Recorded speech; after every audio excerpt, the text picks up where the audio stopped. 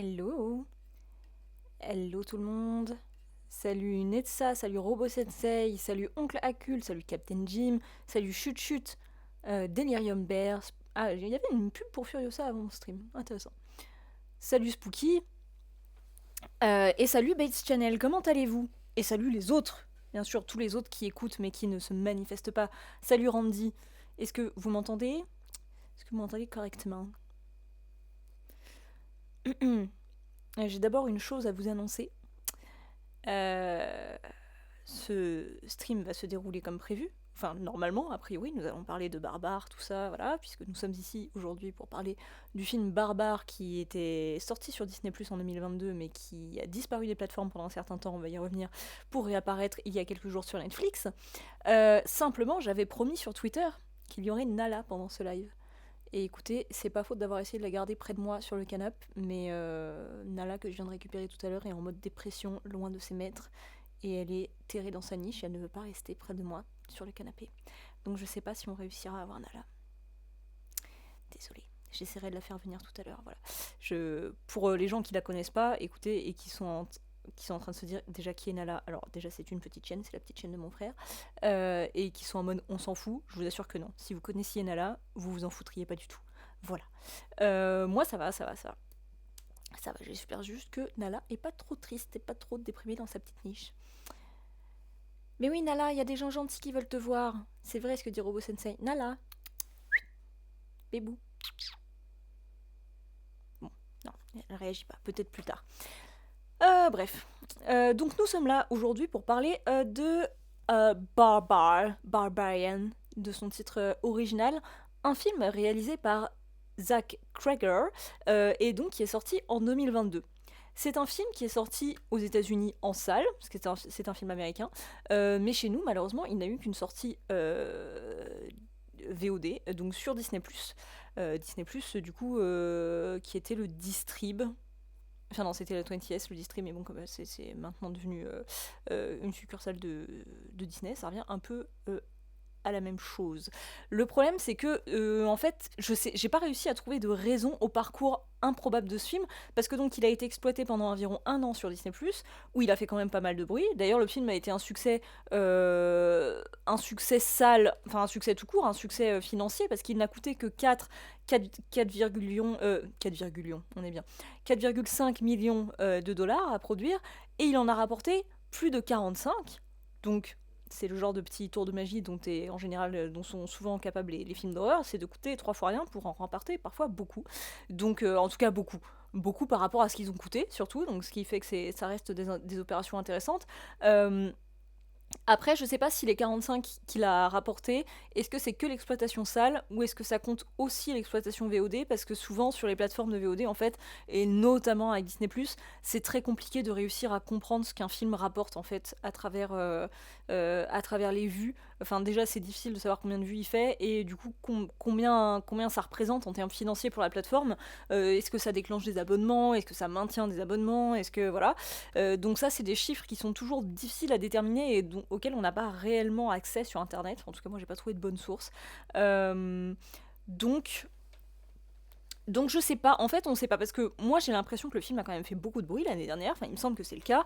Après j'ai aussi le biais de me dire, moi c'est vrai que sur les réseaux, je suis pas mal de comptes qui parlent d'horreur, hein, comme moi, voilà, on a cet intérêt commun, donc c'est vrai qu'au moment de sa sortie, Barbare, on en a beaucoup parlé, et moi j'ai eu l'impression que ça avait fait beaucoup de bruit et que beaucoup de gens l'avaient aimé, et du coup pourquoi est-ce que la plateforme la tège au bout d'un an? J'ai pas réussi à trouver d'infos à ce niveau-là, d'infos sûres en tout cas. Salut Ipix. 4 lions, oui, à 2,50€ la barre de céréales, c'est vraiment pas beaucoup. Ouais, bah écoute, il a coûté 100 balles et un bar, à peu près. Ouais, non, il a bien marché, a priori, mais donc voilà, pourquoi l'enlever de la plateforme? Est-ce que ça correspondait plus à une certaine ligne éditoriale? Je ne sais pas, et en même temps, il n'y a pas vraiment de ligne éditoriale sur Disney. Est-ce que... Je sais pas, en fait, vraiment, je ne sais pas. Est-ce qu'il y a eu des questions de droit, bref. Toujours est-il que, après finalement avoir disparu, parce que Disney n'a jamais voulu faire de support physique pour le film. Donc en fait, pendant qu'il a été retiré de Disney et avant qu'il ne réapparaisse, donc il y a quelques jours sur Netflix, le film n'existait plus. Il était plus disponible. Enfin, évidemment que je pense qu'il était disponible en téléchargement, tout ce que vous voulez, mais il n'y avait pas d'édition physique et il n'était pas officiellement disponible sur aucune plateforme. Donc d'un point de vue légal, le film n'existait plus, physiquement parlant. Voilà, un peu étrange, ça aurait été dommage que ça reste comme ça. Bon, c'est le cas de beaucoup de films, vous allez me dire, hein. Enfin, de beaucoup de films. C'est pas si souvent quand même les films qui sont disponibles absolument nulle part. Alors les films qui sont disponibles sur aucune plateforme, ça y en a des millions, mais qui n'est pas non plus de format physique, à partir du moment où on est un film un minimum reconnu, je veux dire, qui a suscité un minimum d'intérêt, ce qui a quand même été le cas, comme on dit, il a quand même bien fonctionné en salle et tout. Donc je sais pas pourquoi cette volonté de ne pas faire de format physique, et pourquoi le faire disparaître comme ça. Bon, toujours est-il que Netflix a dû proposer un prix intéressant, parce qu'il est donc revenu sur Netflix là ces derniers temps, et donc c'est cool. Parce que donc on va maintenant parler plus du film en lui-même. C'est un film, je crois, qui a quand même globalement été aimé. D'ailleurs, je l'ai vu quand j'ai fait les tweets pour annoncer ce live. Globalement, il y a pas mal de gens qui ont commenté en disant qu'ils adoraient ce film. Moi, je vous dis tout de suite, je vais développer après pourquoi, je n'adore pas ce film. Il y a des choses que j'aime beaucoup, il y a des choses que j'aime beaucoup moins. Je le trouve intéressant par plein d'aspects, on va développer ça. C'est pas un film que j'adore, mais globalement, c'est quand même un film qui a remporté pas mal de suffrages, il me semble, et qui, même quand il ne convainc pas complètement, même les gens qui l'adorent pas, comme moi par exemple, je pense que tout le monde a quand même été surpris par certains partis pris du récit, a quand même été ouais, agréablement surpris par l'aspect original de certains aspects du film. Enfin voilà, donc il y avait quand même... Bref, c'est bizarre qu'un film de ce calibre-là, qui avait fait pas mal de bruit, qui avait convaincu beaucoup de gens, ait disparu. Mais donc ce qui compte, c'est qu'il soit réapparu. Alors Netsa, du coup, toi tu as vu le film juste avant le live, il me semble. Est-ce que tu as aimé déjà? Si, n'hésitez pas, parce que je sais, ouais, voilà, parce qu'il y en a plusieurs d'entre vous qui ont beaucoup aimé le film. N'hésitez pas à donner votre avis au fur et à mesure ou maintenant, hein. Ça va étayer bien sûr la discussion. Mais alors dans un premier temps, je reprends mon plan. Voilà, je vais peut-être commencer par vous raconter de quoi ça parle, parce que s'il y a des gens qui nous regardent et qui n'ont pas vu le film, sachez évidemment qu'on va tout spoiler. Donc c'est votre signal maintenant pour partir si vous voulez voir le film avant d'assister à cette discussion, sachant que le replay sera dispo sur YouTube, donc voilà. Alors je pense qu'on va être complètement d'accord sur les faiblesses, simplement le ressenti final va diverger selon Spooky, c'est pareil. Alors Netsa, tu as un avis mitigé, avec des passages très intéressants et surprenants, oui je suis d'accord. Robo Sensei dit qu'il aime bien, même s'il y a des passages courts quand même, ou pas assez développés. Et Delirium Bear, tu l'as trouvé meh. Puis j'ai appris ses conditions de prod et quelques thèmes sous-jacents et j'ai revu mon jugement à la hausse, même si je ne l'adore pas non plus, ok. Bates Channel, tu nous dis j'ai bien aimé le début, très angoissant, ça reste bancal sur la fin. Oui, je suis très d'accord avec ça. Effectivement, on risque de se retrouver beaucoup sur les mêmes points. Donc on va un petit peu détailler ça. Donc pour résumer, l'histoire de Barbare, c'est donc l'histoire d'une jeune femme. Son nom, c'est quoi déjà? Pardon. J'essaie juste de retrouver son nom, parce que je suis pas bonne pour retenir les prénoms des personnages. Tess, bien sûr, c'est pas compliqué. Tess, qui est interprétée par Georgina Campbell, qui en fait se retrouve à louer un Airbnb parce que elle habite je sais plus où, mais hey, salut. Ah, c'est gentil, Strike 84, mais le mariage et moi, c'est pas tant. Je suis pas. J'ai pas tant de volonté de me marier dans la vie, mais écoute, bien tenté. Euh, On voit pas assez Schwarzenegger dans le film, c'est vrai. C'est vrai que, comme suite de Conan, c'est pas très efficace. À ce niveau-là, on est d'accord, c'est même très mauvais, dans ce sens-là. Euh, Oui, qui c'était, absolument. Loin d'être un énorme connaisseur de cinéma d'horreur, m'y étant mis il y a 2-3 ans, j'ai trouvé le film plutôt sympa, plus ou moins efficace malgré quelques trucs prévisibles. Un truc sympa à regarder quand on n'a rien d'autre sous la main. Ah oui, bah carrément. Non, mais ça, c'est. Même moi, si je suis pas complètement convaincue par le film, c'est un film que je me vois sans problème conseiller à pas mal de gens parce que il reste intéressant à voir et que même si on est déçu sur certains aspects, il y a plein de trucs qui valent le coup d'être vus dans ce film. Donc malgré tout, oui, ça reste très correct, ça reste très décent. Netza, tu nous dis que t'as aimé les 3 premiers quarts du film et le dernier quart un peu moins. Je pense que c'est une sorte d'hommage aux séries B des années 90 et du coup avec une succession. Ah merde, je vois que j'ai planté.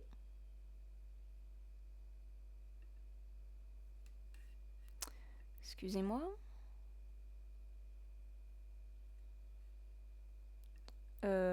Vous avez toujours le live là ou c'est. Il y a que chez moi que ça bug?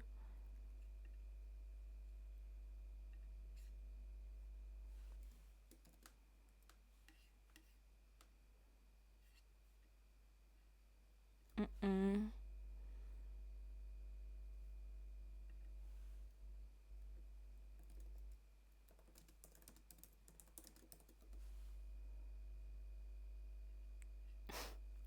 Et faites-moi signe dans le chat si vous me voyez, si vous m'entendez. D'accord. Est-ce que je suis revenue? J'ai l'impression que ça frise à l'écran. Putain, pourtant j'ai rien de... Pourquoi ça marche pas? Pourquoi ça marche pas?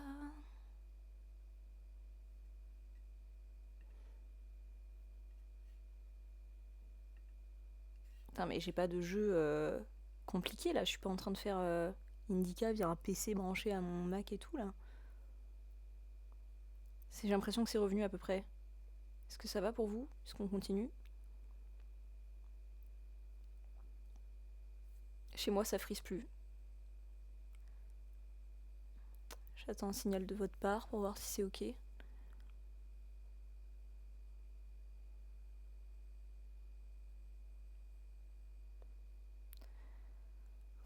Ok, très bien. Super. Donc, l'histoire, c'est l'histoire donc, de cette Tess qui en fait loue un Airbnb dans un quartier plus ou moins abandonné, ce qu'elle ne sait pas, mais un quartier un peu pourrave de la banlieue de Détroit, parce qu'elle passe un entretien d'embauche ici. Et en fait, quand elle arrive le soir pour se poser dans son Airbnb pour dormir, tout simplement, elle s'aperçoit qu'en fait, la maison est déjà occupée par un autre en fait locataire qui a lui aussi loué cette maison par un autre site de location. Donc voilà, il y a eu une erreur, il y a eu un micmac, machin, donc ils se retrouvent là, ils savent pas tellement quoi faire, qui a le droit de rester dormir là, qui voilà.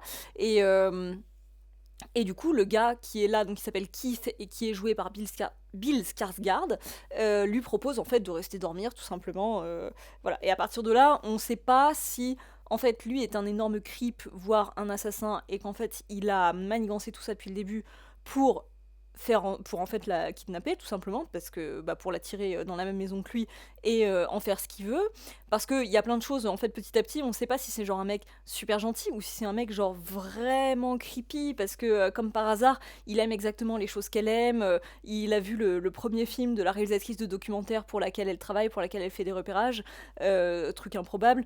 Il est membre d'un groupe de musique qu'elle admire beaucoup, qui l'intéresse beaucoup, sur lequel elle travaille justement. Bref, il y a plein de trucs où on se dit le mec a l'air idéal et en même temps genre trop, c'est très bizarre et on va en reparler mais la mise en scène fait tout pour justement nous jouer sur cette... Enfin, comment dire, nous tromper sur cette impression de genre tout paraît trop cousu de fil blanc et en même temps tout est fait pour nous le rendre menaçant justement à l'image, pas dans le récit mais dans l'image.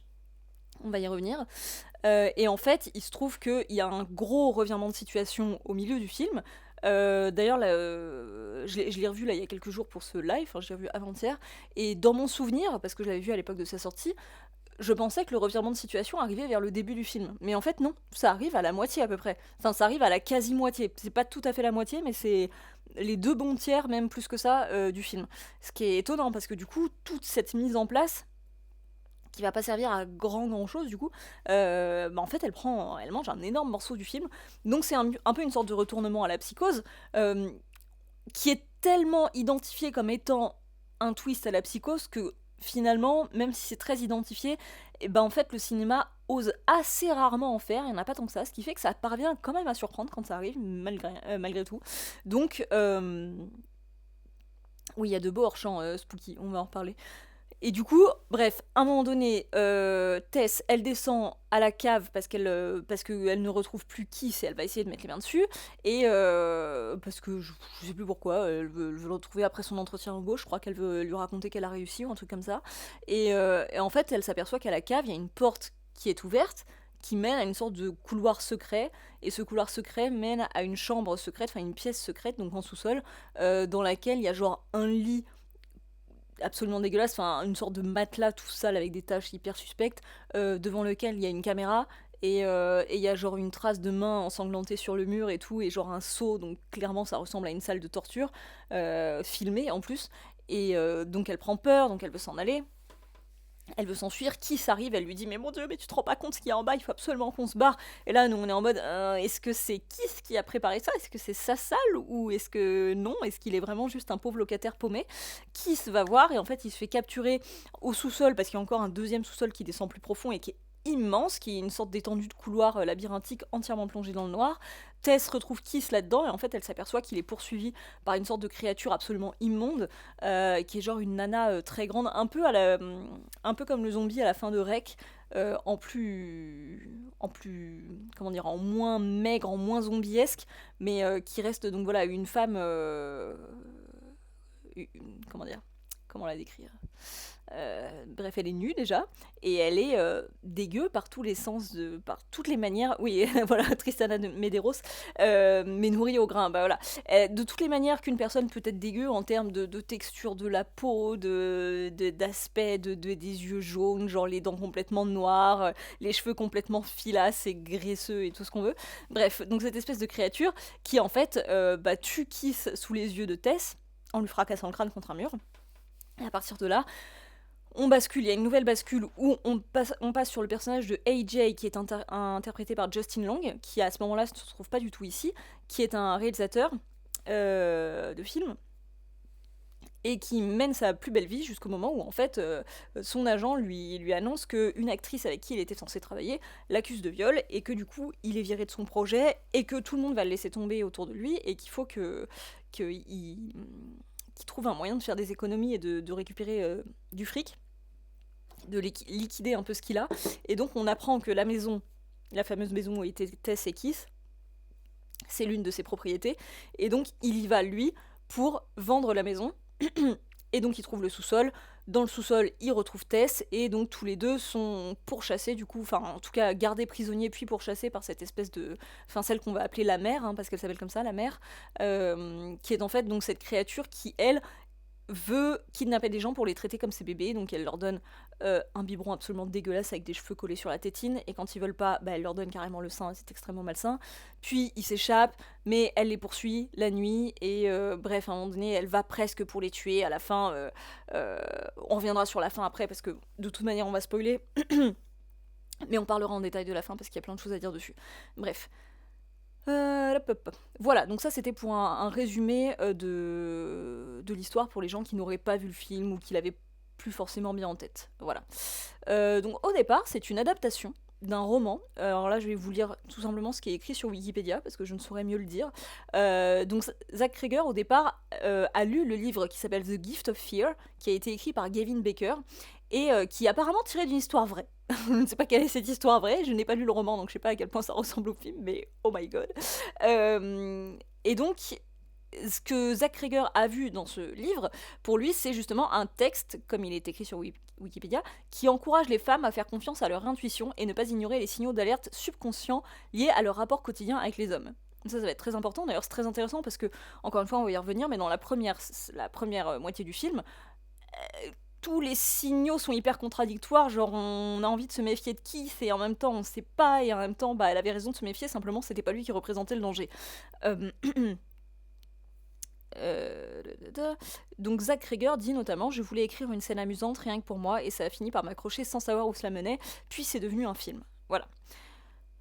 D'ailleurs au départ, puisqu'on en est sur la genèse du film, le réalisateur voulait Zac Efron pour le rôle de AJ, parce qu'il imaginait quelqu'un de beaucoup plus, je sais pas comment dire, beaucoup plus musclé, beaucoup plus surfeur, un peu dans le style que Justin Long. Mais Zac Efron n'a pas voulu du rôle. Dommage pour lui, je pense, parce que c'était intéressant. Mais bref, à la place, il a pris Justin Long, justement parce qu'il avait une apparence, enfin parce qu'il dégageait quelque chose d'assez doux et d'assez gentil, ce qui allait dans le sens des messages contradictoires de, à la fois, on a envie de s'attacher à lui, et en même temps, il est accusé de viol et il dit qu'il l'a pas fait, et en même temps, faut-il vraiment lui faire confiance? Surtout que petit à petit, on comprend que si, en fait, il a vraiment violé l'actrice en question. Donc voilà, et qu'après il va faire des dingueries encore plus ouf, mais du coup, ça marche très bien de partir voilà, avec cet acteur qui dégage quelque chose d'extrêmement sympathique pour finalement montrer petit à petit, enfin déconstruire cette impression-là et en faire une énorme pourriture. Oui, il le dit au bar, effectivement, Spooky. Il y a une scène dans un bar où il a un pote, genre un meilleur pote, qui dit: bon, entre toi et moi, vraiment, qu'est-ce qui s'est passé avec l'actrice et tout? Il dit: non, mais c'est bon, on a couché ensemble, mais voilà. Alors oui, alors au départ, certes, elle voulait pas, mais bon, en fait, elle voulait. Et son copain, il lui dit: mais elle t'a dit non, quoi? Il a dit: Oui, elle a dit non, mais elle voulait quoi. Bref, horrible, horrible, horrible. Donc, bref. Et en fait, ce qui est intéressant, je suis en train de complètement griller mon plan et de pas aller dans l'ordre de ce que je veux dire, mais c'est qu'on pense que AJ va avoir un chemin de rédemption et finalement il va pas en avoir. Et c'est intéressant aussi. Bref. Donc tout ça, c'est une production Regency Enterprises. Jordina Campbell, elle, pour le coup, moi je l'ai vue dans... Enfin, je sais qu'elle a fait d'autres choses, mais moi je l'ai vue nulle part ailleurs. Elle a tourné dans des séries notamment, j'espère qu'on la verra davantage par la suite. Mais Justin Long, ce qui est marrant, c'est que c'est vraiment un acteur de film de genre. Enfin, il a pas fait que du genre, mais moi je le connais surtout à travers des films d'horreur, parce que évidemment c'était au départ le héros de Jeepers Creepers. Il était aussi dans Jusqu'en Enfer de Sam Raimi, incroyable, même s'il a pas un rôle très important. Enfin, si, il a un rôle important. Il a pas un très gros rôle, mais son rôle est très important.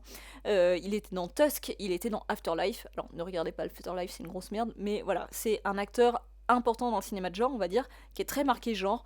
Et je sais pas, c'est marrant qu'aujourd'hui il se retrouve encore à faire ce genre de film avec un rôle du coup improbable parce que donc jusque là il faisait plutôt des gentils hein. Non, Jusqu'en Enfer et dans Afterlife c'est vraiment genre le perfect boyfriend, c'est d'habitude c'est plutôt une victime, enfin là c'est une victime aussi, mais voilà, donc je trouvais ça très intéressant dans sa carrière de film de genre la manière dont il est utilisé ici. Et Bill Skarsgård, du coup, bah, alors je sais qu'il a fait plein de trucs, moi je le connais essentiellement des ça dans lesquels il joue Pennywise, mais du coup plutôt acteur de genre aussi en ce moment, et c'est cool.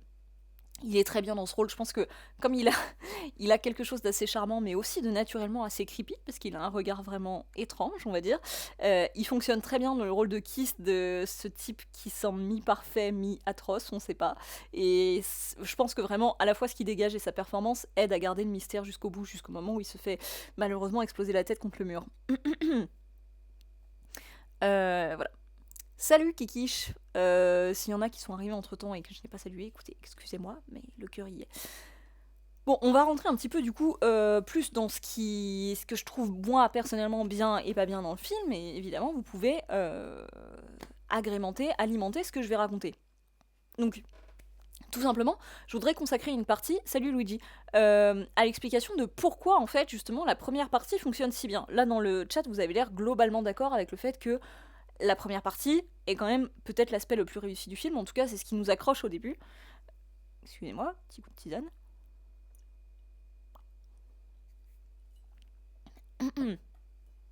Et donc en revoyant le film il y a 2 jours là, vraiment j'ai été effectivement assez bluffée par le nombre de techniques de mise en scène qui sont déployées pour faire en sorte de nous raconter une histoire et faire en sorte que la mise en scène nous raconte le contraire. C'est-à-dire que l'histoire qu'on nous raconte, elle est a priori pas menaçante, elle est pas inquiétante, et elle est assez casual. Enfin, si on essaye d'oublier un instant le nombre de fois où des nanas se font assassiner par des mecs inconnus, l'histoire d'une nana, donc... en fait, c'est le début d'une comédie romantique. C'est vraiment, donc, les mecs... Enfin, Tess et Keith se retrouvent dans ce Airbnb qu'ils ont tous les deux loué ensemble. Il lui propose de l'héberger, elle dit bon d'accord, en plus il lui lave les draps pour qu'elle puisse dormir dans son lit, il dort sur le canapé, et puis il se croise un peu la nuit parce que lui il fait des bruits quand il dort, il lui garde à un moment donné, c'est mignon, il garde une bouteille de vin, il dit voilà, je veux bien qu'on prenne un verre de vin ensemble, mais par contre je tenais vraiment à l'ouvrir devant toi parce que j'avais peur que si je l'ouvre sans ta présence, t'aies peur que j'ai glissé un truc dedans, et on sent qu'il est très prévenant, qu'il est très conscient des peurs qu'elle peut avoir en tant que femme par rapport à un homme inconnu, et du coup il agit en fonction de ça, plutôt que d'estimer que c'est relou, il fait vraiment attention, il est très prévenant, voilà, c'est très mignon, puis elle réussit son entretien d'embauche, elle va rentrer dans ce Airbnb le soir et on sent qu'elle a hâte de lui annoncer que ça a fonctionné, et on a l'impression que en fait ils sont faits l'un pour l'autre. En fait, l'histoire en elle-même, le début, c'est une comédie romantique, mais la mise en scène en fait complètement autre chose, et c'est ça qui est hyper intéressant. Parce que du coup, tout sur le papier nous donne à penser que Keith est quelqu'un de bien, mais c'est vraiment juste la mise en scène qui va le rendre inquiétant. Et donc, je vais essayer d'expliquer pourquoi. Je vais un peu prendre dans l'ordre les plans que j'ai notés, que j'ai trouvé spécialement intéressants. Alors oui, déjà, le film s'ouvre sur un establishing shot de la maison. Ce qu'on appelle un establishing shot, c'est un peu juste... souvent le plan qui démarre un film, pas toujours, mais souvent, où du coup on nous montre l'endroit où ça va se passer. En général, c'est un plan large, un plan d'ensemble, on nous dit, voilà, ça c'est là, alors ça peut être un plan fixe, ou pas fixe, un travelling, ce que vous voulez, mais on nous dit, voilà, ça c'est la maison dans laquelle tout le monde va mourir, ou un truc comme ça. Bref, c'est un establishing shot, ça établit le plan. Et donc là, on a effectivement un establishing shot qui est donc sur la maison, le fameux Airbnb, de nuit, avec la petite lampe du perron qui est allumée, et donc Georgina qui est dans sa voiture, garée devant. Elle est encore dans sa voiture, elle est en train de regarder le code de la porte d'entrée, elle sait pas encore qu'il y a déjà quelqu'un dans la maison, et qu'elle va pas pouvoir s'installer comme elle l'imaginait. Et donc en fait, la caméra démarre donc sur ce plan d'ensemble, et en fait va zoomer jusqu'à arriver dans la voiture, passer à travers la vitre et arriver en fait en plan serré sur Georgina, c'est le nom de l'actrice, sur Tess, pardon. Et en fait, quand on est à l'extérieur de la voiture, petit à petit, il y a des voix, en fait, il y a des complaintes. Netsa, toi qui as vu le film tout à l'heure, tu dois l'avoir bien en tête. Il y a des voix en fait qui s'entremêlent, des sortes de plaintes, de petits cris, de on sait pas quoi, genre des morceaux des bruits très creepy avec des voix humaines qui commencent à s'entremêler et qui deviennent de plus en plus forts, jusqu'au moment où on passe la vitre de la voiture et où là tout s'arrête. Et où là on est juste avec Tess qui est en train de dire alors le code c'est machin machin, et où on revient dans un univers sonore extrêmement normal. Et je trouve que cette transition elle fonctionne super bien. Alors, c'est un détail, hein, mais c'est que comme c'est en intro du film, en fait je trouve ça super fort. Et en fait, c'est vraiment. Enfin, c'est incroyable cette manière de faire comprendre, rien qu'avec le son et ce mouvement de caméra, à quel point l'univers dans lequel elle arrive, même si visuellement il a rien de très spécial, en fait, il y a quelque chose d'extrêmement bizarre qui se joue vraiment en sous-sol, entre guillemets, et qu'elle ne peut pas soupçonner, et que dès qu'on est dans l'habitacle de la voiture, en fait, et c'est-à-dire dès qu'on passe dans son point de vue à elle, toutes ces choses-là disparaissent. C'est en fait, on nous présente d'abord les choses qui existent, on comprend d'abord qu'il y a quelque chose d'extrêmement inquiétant, bizarre, possiblement dangereux qui se passe ici, qui en tout cas a rapport avec la souffrance humaine, parce que c'est vraiment l'idée que trahissent ces jeux de voix. Et quand on passe dans l'habitacle de sa voiture, et donc de son point de vue, en fait tout ça redevient l'extérieur d'un Airbnb, une maison normale, voilà. Et en fait, je trouve que comme intro de film d'horreur, c'est tout con, hein, ça se joue à 3 fois rien, mais je trouve ça extrêmement efficace. Et rien qu'avec cette entrée en matière, on se dit, ok, là, on n'est pas sur n'importe quel film d'horreur de plateforme, de base, on est quand même sur quelqu'un qui sait y faire, a priori, ce qui va être confirmé par l'utilisation, enfin par la mise en scène par la suite. À un moment donné, elle lui avoue que si les situations avaient été inversées, elle l'aurait jamais laissé rentrer. Ouais, c'est le seul moment où on voit le masque de gentillesse de Kiss se fissurer d'incompréhension. Effectivement, Delirium Bear, ouais, c'est intéressant parce que c'est vrai que du coup, il se projette lui dans la situation où en fait, ouais, s'il avait été elle, en fait, il serait resté sous la pluie dans la merde en fait, tout seul, et en même temps, il finit par comprendre. Enfin, il comprend, plus ou moins, mais c'est vrai que du coup, c'est vexant, surtout qu'en plus, on sent qu'il y a quelque chose qui commence à se nouer entre eux, et que du coup, en fait, elle aurait peut-être... ouais, il serait passé à côté de cette occasion, effectivement, sur le simple fait que le rôle aurait pu être inversé. Et en même temps, oui, en même temps, c'est normal. Et d'ailleurs, il s'énerve pas, il est vraiment en mode genre, il sait très bien jouer d'ailleurs ce moment-là. C'est vraiment genre ah ouais, c'est brutal. Et en même temps, ouais, non, c'est normal, tu vois. Bref, mais je trouve que Kiss, il est écrit, finalement, encore une fois, la mise en scène ne va pas dans ce sens-là, mais en soi, il est écrit et il est joué de manière très humaine, et je trouve ça très chouette. Alors notamment la manière dont Keith nous est présenté au départ quand elle toque à la porte, il ouvre, lui a priori il vient de se réveiller, il était couché dans son Airbnb tranquille, et en fait donc il est au départ éclairé par la lumière du perron, il est dans l'embrasure de la porte, mais attends, je suis en train de penser que je vous ai quand même préparé un diaporama comme d'hab, et j'ai oublié de vous le montrer. Alors, excusez-moi, oups, alors, on va rester là-dessus pour l'instant. On a au début quand il se présente, donc Tess lui explique la situation, non mais en fait c'est moi qui ai loué le Airbnb, il dit non c'est moi qui l'ai loué, bon blablabla, il s'explique, et au moment où la situation se dénoue et où il dit écoutez en fait venez dormir, c'est pas grave, je dormirai sur le canapé machin, et qu'elle va accepter de rentrer, parce que c'est la solution la plus rationnelle, ce qui semble le plus facile à accepter, même si ça pourrait potentiellement être un piège, en fait à ce moment-là, Keith s'éloigne de l'embrasure de la porte, mais du coup aussi de la lumière, pour lui dire « Je vous en prie, entrez ». Et en fait, au moment où il fait ce simple geste de petit recul, mais juste pour lui laisser le passage, à ce moment-là, il bascule dans l'ombre, et on ne voit plus son visage, et on n'a plus que sa silhouette, en fait, qui est découpée dans l'ombre, dans l'embrasure de la porte, et sur ce petit mouvement, il devient menaçant tout à coup, parce qu'en plus, Bill Skarsgård, il est très grand, donc tout à coup, sa silhouette, qu'on ne voit plus que découpée en noir sur le contre-jour de la lumière du salon, devient tout de suite juste la silhouette une silhouette masculine et très grande. Donc, ils sont deux aspects qui sont potentiellement menaçants pour une femme seule la nuit. Et en fait, tout à coup, il est résumé à ça, alors que jusque-là, on était vraiment dans son visage, dans l'humanité, dans la discussion. Et au moment justement où il fait ce petit mouvement en arrière, il y a une petite musique qui se déclenche et un petit bruit. Alors c'est pas une musique mélodieuse, hein, c'est une sorte de toum doum, je sais pas quoi, mais un petit truc qui change l'atmosphère avec deux notes. Et encore une fois, je trouve ça tout aussi subtil que le plan d'intro de la maison. C'est avec trois fois rien.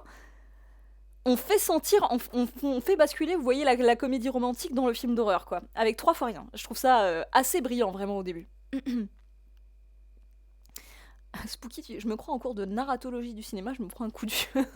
Désolée, mais écoute, on est là pour ça. Euh, Salut Ultra Rio, bienvenue sur ce chat. J'espère que ça va. Il fait un pas en arrière à un moment qui le met dans l'ombre pour lui dire d'entrer. Oui, voilà, absolument, Netsa. Et oui, tu vois, c'est trois fois rien. Le cadre ne change pas. C'est un pas en arrière, deux notes de musique et la lumière du coup sur son visage qui change, mais juste avec son mouvement et toute la configuration, toute l'atmosphère de l'échange qu'ils avaient est complètement transformée. Et je trouve ça incroyable. Donc là, je suis vraiment sur les trucs ultra positifs hein, sur cette première partie. Après, j'aurais beaucoup plus de critiques, mais bon, voilà. Euh... Ah oui, et donc là, voilà, la photo qui correspond, enfin, la scène qui correspond à la photo que je vous ai mis à l'écran là. En fait, à un moment donné, elle va se doucher, elle est dans la salle de bain, elle se rhabille, machin, et donc là, c'est quand il l'attend avec, du coup, la bouteille de vin et les verres sur la table. Et il y a un travelling latéral au moment où elle sort de la salle de bain.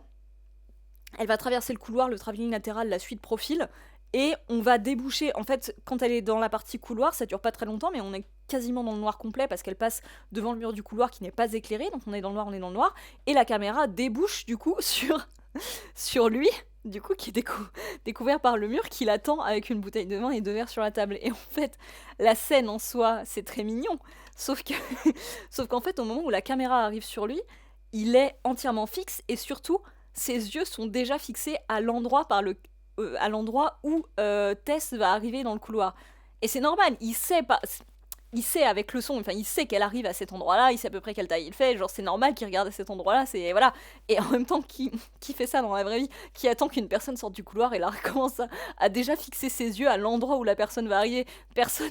Mais c'est un tout petit détail, encore une fois, qui avec le mouvement de la caméra, la manière dont le personnage apparaît avec d'abord ce passage au noir, puis ce passage directement sur son regard fixe, fait que la scène tout à coup devient creepy. Il y a aussi l'éclairage du coup qui est très jaunâtre, hein, qui donne un ton un peu étrange parce que sinon en soi ça pourrait être très cosy. La lumière au-dessus de enfin la lampe au-dessus de la table elle est très jolie, la bouteille elle est décorée d'un petit nœud et tout. Tout ça pourrait être super cosy. Mais encore une fois, purement la mise en scène, le placement du regard de l'acteur et la colorimétrie de l'image fait qu'on est dans le film d'horreur plus que dans la comédie romantique. Voilà, c'est vraiment pour moi, ce début de film, c'est une leçon de cinéma sur comment vous pouvez mettre votre spectateur dans une situation d'inconfort total et dans la crispation, dans la peur de ce qui va arriver, avec zéro truc à l'écran, vraiment zéro effet spécial, juste un petit jeu de lumière, un bon jeu d'acteur et un placement de caméra pas trop con, quoi. C'est vraiment... Bref. Je sais pas comment ça rend quand je pète dans mon micro comme ça doit être très intéressant. Ah bah Luigi, tu dis j'adore quand la mise en scène raconte sa propre histoire en parallèle du reste. Mais absolument, mais c'est exactement ce que fait le film là. Justement, là, la mise en scène nous raconte un film d'horreur, tandis que le scénario nous raconte une comédie romantique. Et pour moi, c'est ça qui fonctionne très très bien. Et c'est justement cet équilibre-là qui va donner cet entre-deux extrêmement inconfortable dans lequel on ne sait pas si on doit tomber amoureux de Keith ou si on doit surtout prendre ses jambes en courant, quoi. Prendre ses jambes à son cou et partir en courant. Kikish nous dit le jaune c'est souvent utilisé, j'ai l'impression. Est-ce que ça rend pas le contraste avec les ombres autour plus fort peut-être? Je sais pas Kikish, peut-être. Peut-être, en tout cas moi je trouve que utiliser le jaune c'est intéressant parce que c'est à la fois... En fait c'est pareil, c'est un peu une couleur de l'entre-deux et surtout la manière dont il est utilisé là, vous voyez le jaune qui est vraiment sur Keith, sur le mur à droite et sur la lampe est plutôt chaud, plutôt chaleureux, tandis que le jaune qu'il y a dans le fond sur le rideau de la cuisine, le rideau de la fenêtre, là, en métal, il est plutôt vert, c'est un jaune plutôt verdâtre. Et du coup, le jaune, c'est un peu ça, c'est soit c'est chaleureux, c'est cosy, c'est enveloppant, c'est réchauffant, soit c'est au contraire maladif, pisseux, un peu malsain, un peu une idée de sale. Et en fait, du coup, l'image joue un peu sur ces deux impressions du jaune. Est-ce qu'on est bien? Est-ce qu'on est cosy? Est-ce qu'on est bien installé avec cet homme? Est-ce qu'on est en confiance? Ou au contraire, est-ce que tout ça est extrêmement bizarre et malsain? Euh, Ah, Spooky, tu es amoureux de Bill Skarsgård. Mais écoute, il faut pas le répéter. Écoute, on le répétera pas. Ça sortira pas d'ici, ni de ce stream, ni du replay sur ma chaîne YouTube. Mais personne ne te juge, vraiment. Voilà. Donc ça, c'était pour cette scène, encore une fois, que je trouve relativement brillante. Euh, Et la musique aussi, d'ailleurs, à ce moment-là, exactement comme sur l'ouverture de la porte, la musique fait un petit son à ce moment-là aussi. Un truc qui n'est pas vraiment de la musique, mais qui... Oui, elle le répète. la, la musique vient souligner encore une fois cette impression bizarre. Alors que là, si vous mettez pas cette espèce de son, de petit... Encore une fois, c'est pas de la mélodie, donc j'ai du mal à dire la musique, mais ce bruit au son, et que vous mettez au contraire, je sais pas... Merci pour le follow, Luciole. Si vous mettez un fond de jazz, par exemple, bah, c'est pas du tout le même rendu. Si vous mettez un fond de jazz, vous pensez que vous êtes dans The Holiday ou Coup de foudre à Notting Hill. Voilà.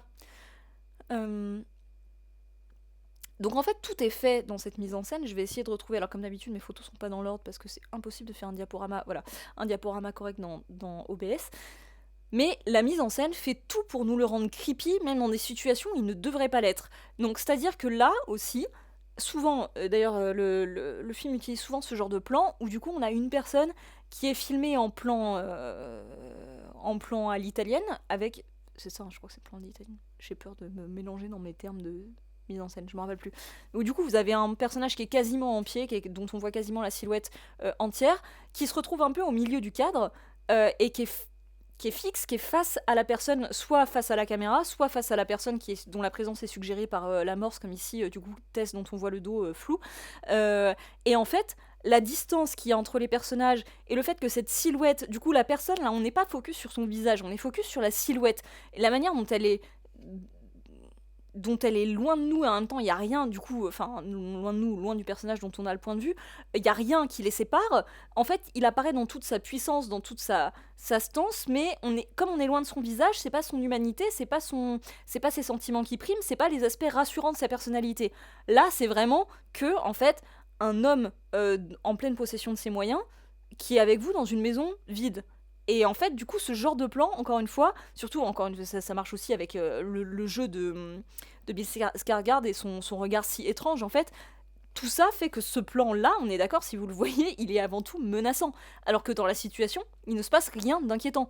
Mais ces détails de mise en scène font que la mise en scène nous raconte que ce personnage est creepy et potentiellement dangereux, alors que ce n'est pas le cas. Et du coup, c'est hyper intéressant ce que disait le réalisateur quand il disait qu'il voulait faire un film sur le fait que les femmes devaient écouter leur intuition et quand elles sont face à un homme qu'elles ressentent comme étant potentiellement dangereux, et faire attention à tous ces signaux, parce que le film joue sur cette intuition, le film crée cette intuition chez nous à travers la mise en scène et prend le contre-pied total du scénario pour justement vraiment susciter ces intuitions. Je trouve ça hyper fort la manière dont le film a une vraie compréhension de ce qui peut se jouer dans le cerveau d'une femme quand elle se retrouve dans ce genre de situation, pour réussir à réveiller tous ces red flags, tous ces trigger warnings, enfin trigger warning c'est pas le bon mot, mais voilà, tous ces red flags qui vont faire qu'on va se méfier d'un homme dans une situation. Et alors que bah du coup le film a des outils limités pour nous faire ressentir ça, mais là en termes de mise en scène c'est encore une fois tout simple, mais très très bien reproduit. Même si on garde à l'esprit bien sûr qu'au final Kiss a priori c'était plutôt un bon gars, hein, et qu'ils étaient sûrement faits l'un pour l'autre. C'est triste, voilà.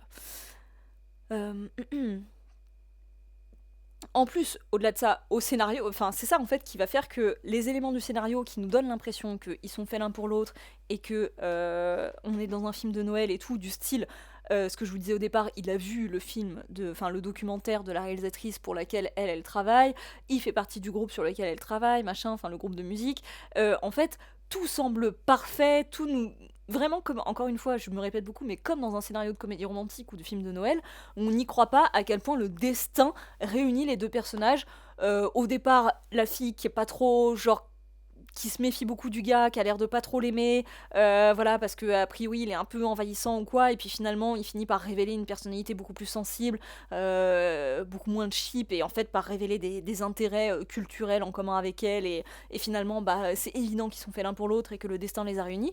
En fait là c'est complètement ça, sauf que du coup, avec ces aspects de mise en scène, toutes ces choses qui sont distillées à droite et à gauche, on a l'impression au contraire que bah en fait potentiellement il a pensé ça depuis le début, il a réfléchi tout ça depuis le début, et qu'en fait tout simplement bah non c'est pas le destin, c'est impossible qu'il ait autant de points communs avec elle, c'est impossible que ce soit pile le genre de personne sur qui elle cherche à faire un reportage, et qui se retrouve dans le même Airbnb le même Airbnb qu'ils ont réservé au même moment. Et donc du coup là on a juste l'impression que c'est des indices qui sont posés pour plus tard une révélation, au moment où la bascule aura eu lieu et que lui il aura révélé être en fait un tueur. Le moment où il va dire en fait j'avais complètement tout, j'avais observé, je te stalk depuis des années, je sais très bien que tu vas travailler sur tel groupe, et donc je me suis fait passer pour telle personne, telle personne, telle personne. Le film a complètement conscience de ces mécaniques qu'on a beaucoup l'habitude de voir au cinéma, et va les réutiliser pour en faire voilà cette espèce de dérivé de comédie, enfin dérivé horrifique de comédie romantique, pour qu'on ait l'impression justement que bah en fait on voit très bien où ça va, et qu'en fait bah il va la kidnapper, il va essayer de l'assassiner, et voilà. Et en fait c'est pas le cas, donc c'est bref. Du coup, à la fois la première partie elle est vachement bien, et en même temps, du coup, on est persuadé de savoir où ça va. Alors, on sait pas, on n'arrive pas à décider vraiment à quel point il est gentil ou pas, mais on sent qu'il y a quelque chose qui va pas. Et du coup, on- même si on sait pas exactement quel retournement va avoir lieu, disons qu'on sait qu'il va y avoir un retournement et qu'on sait que ça va tourner autour de qui, etc. Et au final, c'est pas du tout le cas. Spooky, tu dis à noter même qu'il force un chouïa à un moment. Je me rappelle plus, mais peut-être. T'as exactement le passage en tête. Alors Delirium Vert, tu nous dis dans l'éclairage et même dans les couleurs de la maison, tout est bleu et jaune, mais de façon extrêmement désaturée. Oui, c'est vrai qu'il y a un côté extrêmement fade parce que, comme on disait, ça peut être des couleurs qui sont très réconfortantes. Le bleu, c'est très apaisant, le jaune, c'est très réchauffant, c'est très chaleureux. Mais cette manière, effectivement, comme tu dis, assez désaturée, ça fait qu'en fait tout devient un peu, bah au contraire, inconfortable et un peu bah sale quoi, ça a une impression de juste, enfin ça rend les choses inconfortables alors qu'elles devraient être au contraire très confortables, et notamment dans un confort souligné par ces couleurs. Et on verra après justement c'est tout le contraste qu'il y a avec les flashbacks dans les années je sais pas 70, où là au contraire tout est beaucoup plus saturé, tout est beaucoup plus coloré. Euh, il est méticuleux dans les détails, ouais bah, parce qu'on n'est pas on n'a pas l'habitude de penser qu'un homme comme ça, surtout qui nous connaît pas et tout, puisse être aussi prévenant et attentionné. Ça peut être une forme d'hommage à Red Eye, mais à l'envers, nous demande Kikish. Alors Red Eye, ça fait longtemps que je l'ai pas vu, donc c'est le film de Wes Craven avec Cillian Murphy et Rachel McAdams, qui commence dans un avion, où en fait au départ ils sont en train de sympathiser, et pareil on pense que ça va aller très bien entre eux et qu'ils vont tomber amoureux et tout, et voilà, parce qu'ils sont assis côte à côte dans l'avion, jusqu'à ce qu'on s'aperçoive qu'en fait Cillian Murphy est là. Alors je me rappelle plus exactement quelles sont ses motivations, mais en fait c'est un grand méchant, il a genre tué son père à elle, et il veut la prendre en otage, je me rappelle plus ce qui se passe, mais en tout cas c'est quelqu'un d'extrêmement dangereux, et il faut absolument qu'elle fuit, sauf qu'ils sont dans un avion. Voilà. Je sais pas si c'est un hommage, je suis pas sûre, je pense que c'est juste une mécanique qui malgré tout, même si là je la trouve spécialement brillamment mise en scène, je pense que c'est quand même quelque chose qu'on retrouve de temps en temps dans le cinéma d'horreur. Et finalement, parce que tu dis un hommage à Red Eye, mais à l'envers, parce que c'est un peu. C'est pas l'envers, là aussi on croit qu'il est gentil. Enfin, oui, non, d'accord, oui, dans le sens où en fait il est pas méchant, lui pour le coup, qui se fait tuer. Je sais pas, peut-être qu'il y a l'inspiration, parce que c'est vrai qu'après tout, dans la peinture parfaite du good guy, qui finalement, soit on sait pas s'il est vraiment un good guy, soit en fait il l'est pas du tout. Effectivement, il y a peut-être une inspiration, c'est vrai. Ça fait longtemps que j'ai pas vu le film, il faudrait que je revoie Red Eye pour être pour me remettre en tête et essayer de faire des parallèles. C'est pas du tout inintéressant comme piste.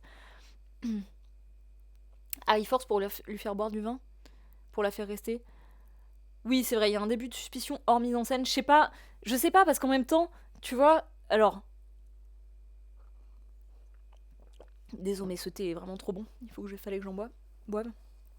Euh, je trouve, je sais pas, Spooky, peut-être parce que il accepte qu'elle boive pas de vin, c'est après elle. Oh, pardon, j'ai loupé un follow, mais merci beaucoup pour le follow. Merde, j'avais pas les yeux sur l'écran, désolé. J'ai pas pu voir le nom, mais merci beaucoup. Euh, je trouve pas qu'il force énormément pour lui faire boire du vin, parce que quand elle dit non au départ, il accepte.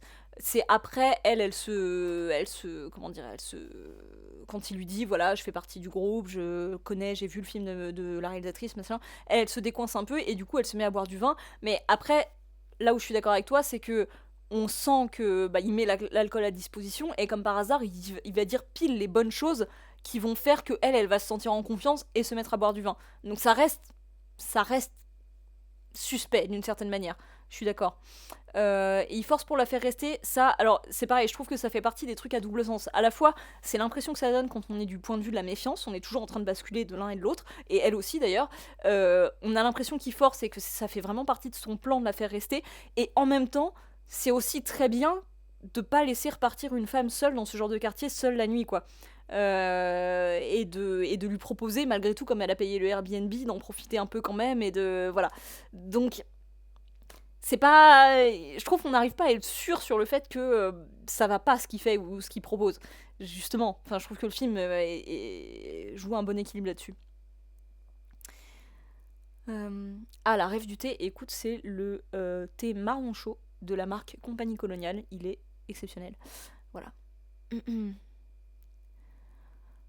Cette ambiance de suspicion, ça me refait encore penser à Ex Machina. Et j'ai toujours pas vu ça, faut vraiment que je le vois.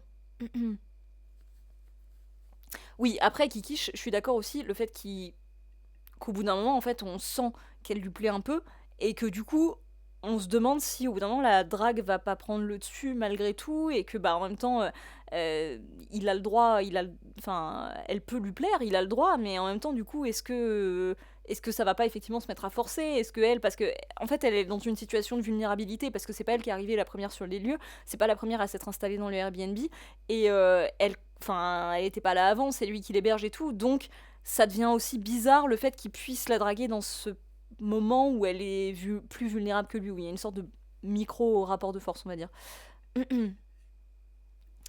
Bah, bah. Alors, je vais passer un petit peu sur la suite. Qu'est-ce que je voulais dire?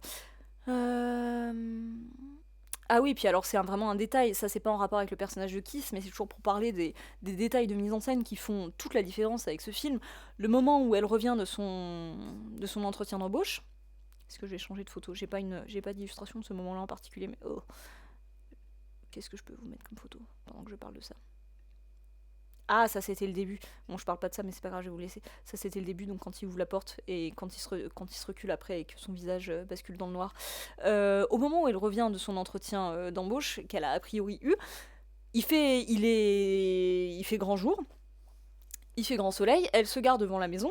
Et donc elle ouvre la portière de sa voiture pour descendre, et avant de la refermer, en fait, le plan est relativement serré sur elle, et en fait, juste dans l'espace qu'il y a entre sa voiture et la portière, qui fait une sorte de V comme ça, à travers lequel on voit la route au loin, on voit une forme floue qui arrive vers elle un petit peu, qui commence à se préciser petit à petit. Au départ, on comprend pas ce que c'est. On voit que c'est peut-être quelqu'un, mais on n'est pas sûr. Et puis au bout d'un moment, la personne crie. Et en fait, c'est le type, le SDF qui vont voir par la suite, en fait, qui essayait de la prévenir qu'il fallait absolument pas qu'elle reste dans cette maison. Au départ, on pense qu'il est dangereux. Et en fait, il essayait de la prévenir. Et en fait, c'est un gentil.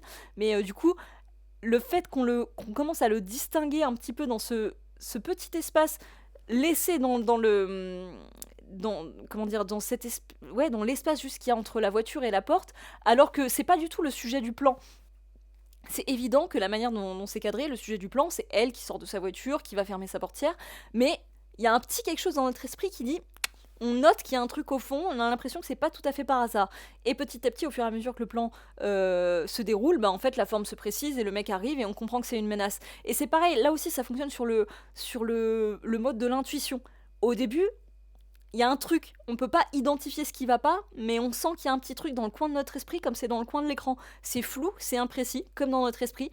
Et petit à petit, la menace, en fait, l'intuition qui nous disait il y a peut-être quelque chose à fuir, pardon, va se préciser, va grossir, et jusqu'à ce que ça devienne urgent. Donc là aussi, un détail de mise en scène, mais qui fait complètement mouche, quoi, qui est très fort. Alors Netsa, tu nous dis, ah oui, trop bien ce moment. Ah, vous êtes d'accord avec moi. Attends, Kikish. Ah, je dis pas que ça peut pas rendre la situation bizarre pour elle, mais disons que lui, il dormait dans un quartier pas ouf de Détroit. Oui, là, le quartier, il est vraiment pourrave. Même la nana avec qui elle passe l'entretien d'embauche, elle lui dit mais genre vous êtes sérieuse de loger là-bas?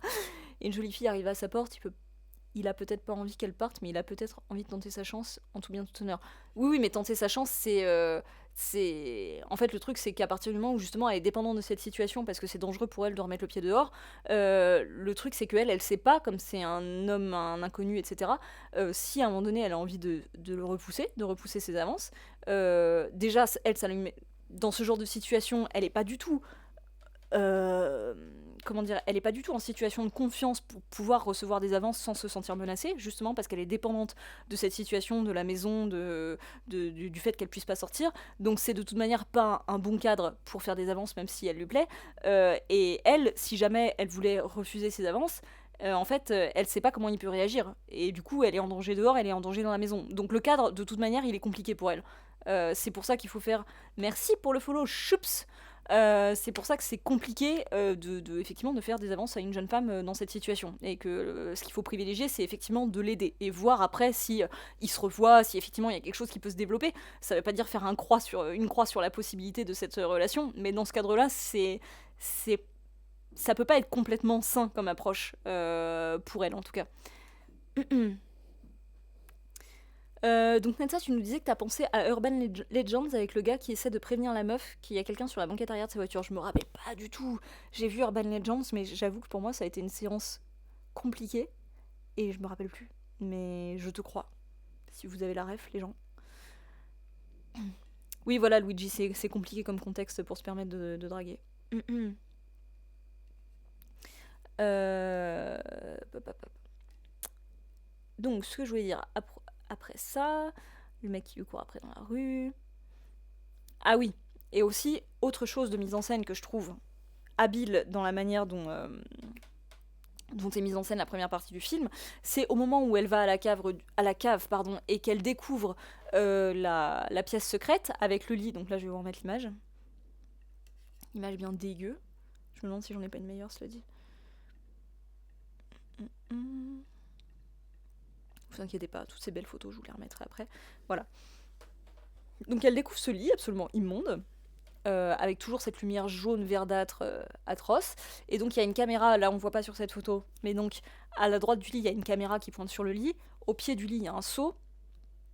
Et sur le mur, à côté du lit, il y a une empreinte de main ensanglantée. Et donc quand elle arrive dans cette pièce, au départ, en fait, elle voit d'abord le lit, puis elle voit la caméra, puis elle voit le seau, puis ensuite encore elle voit la main.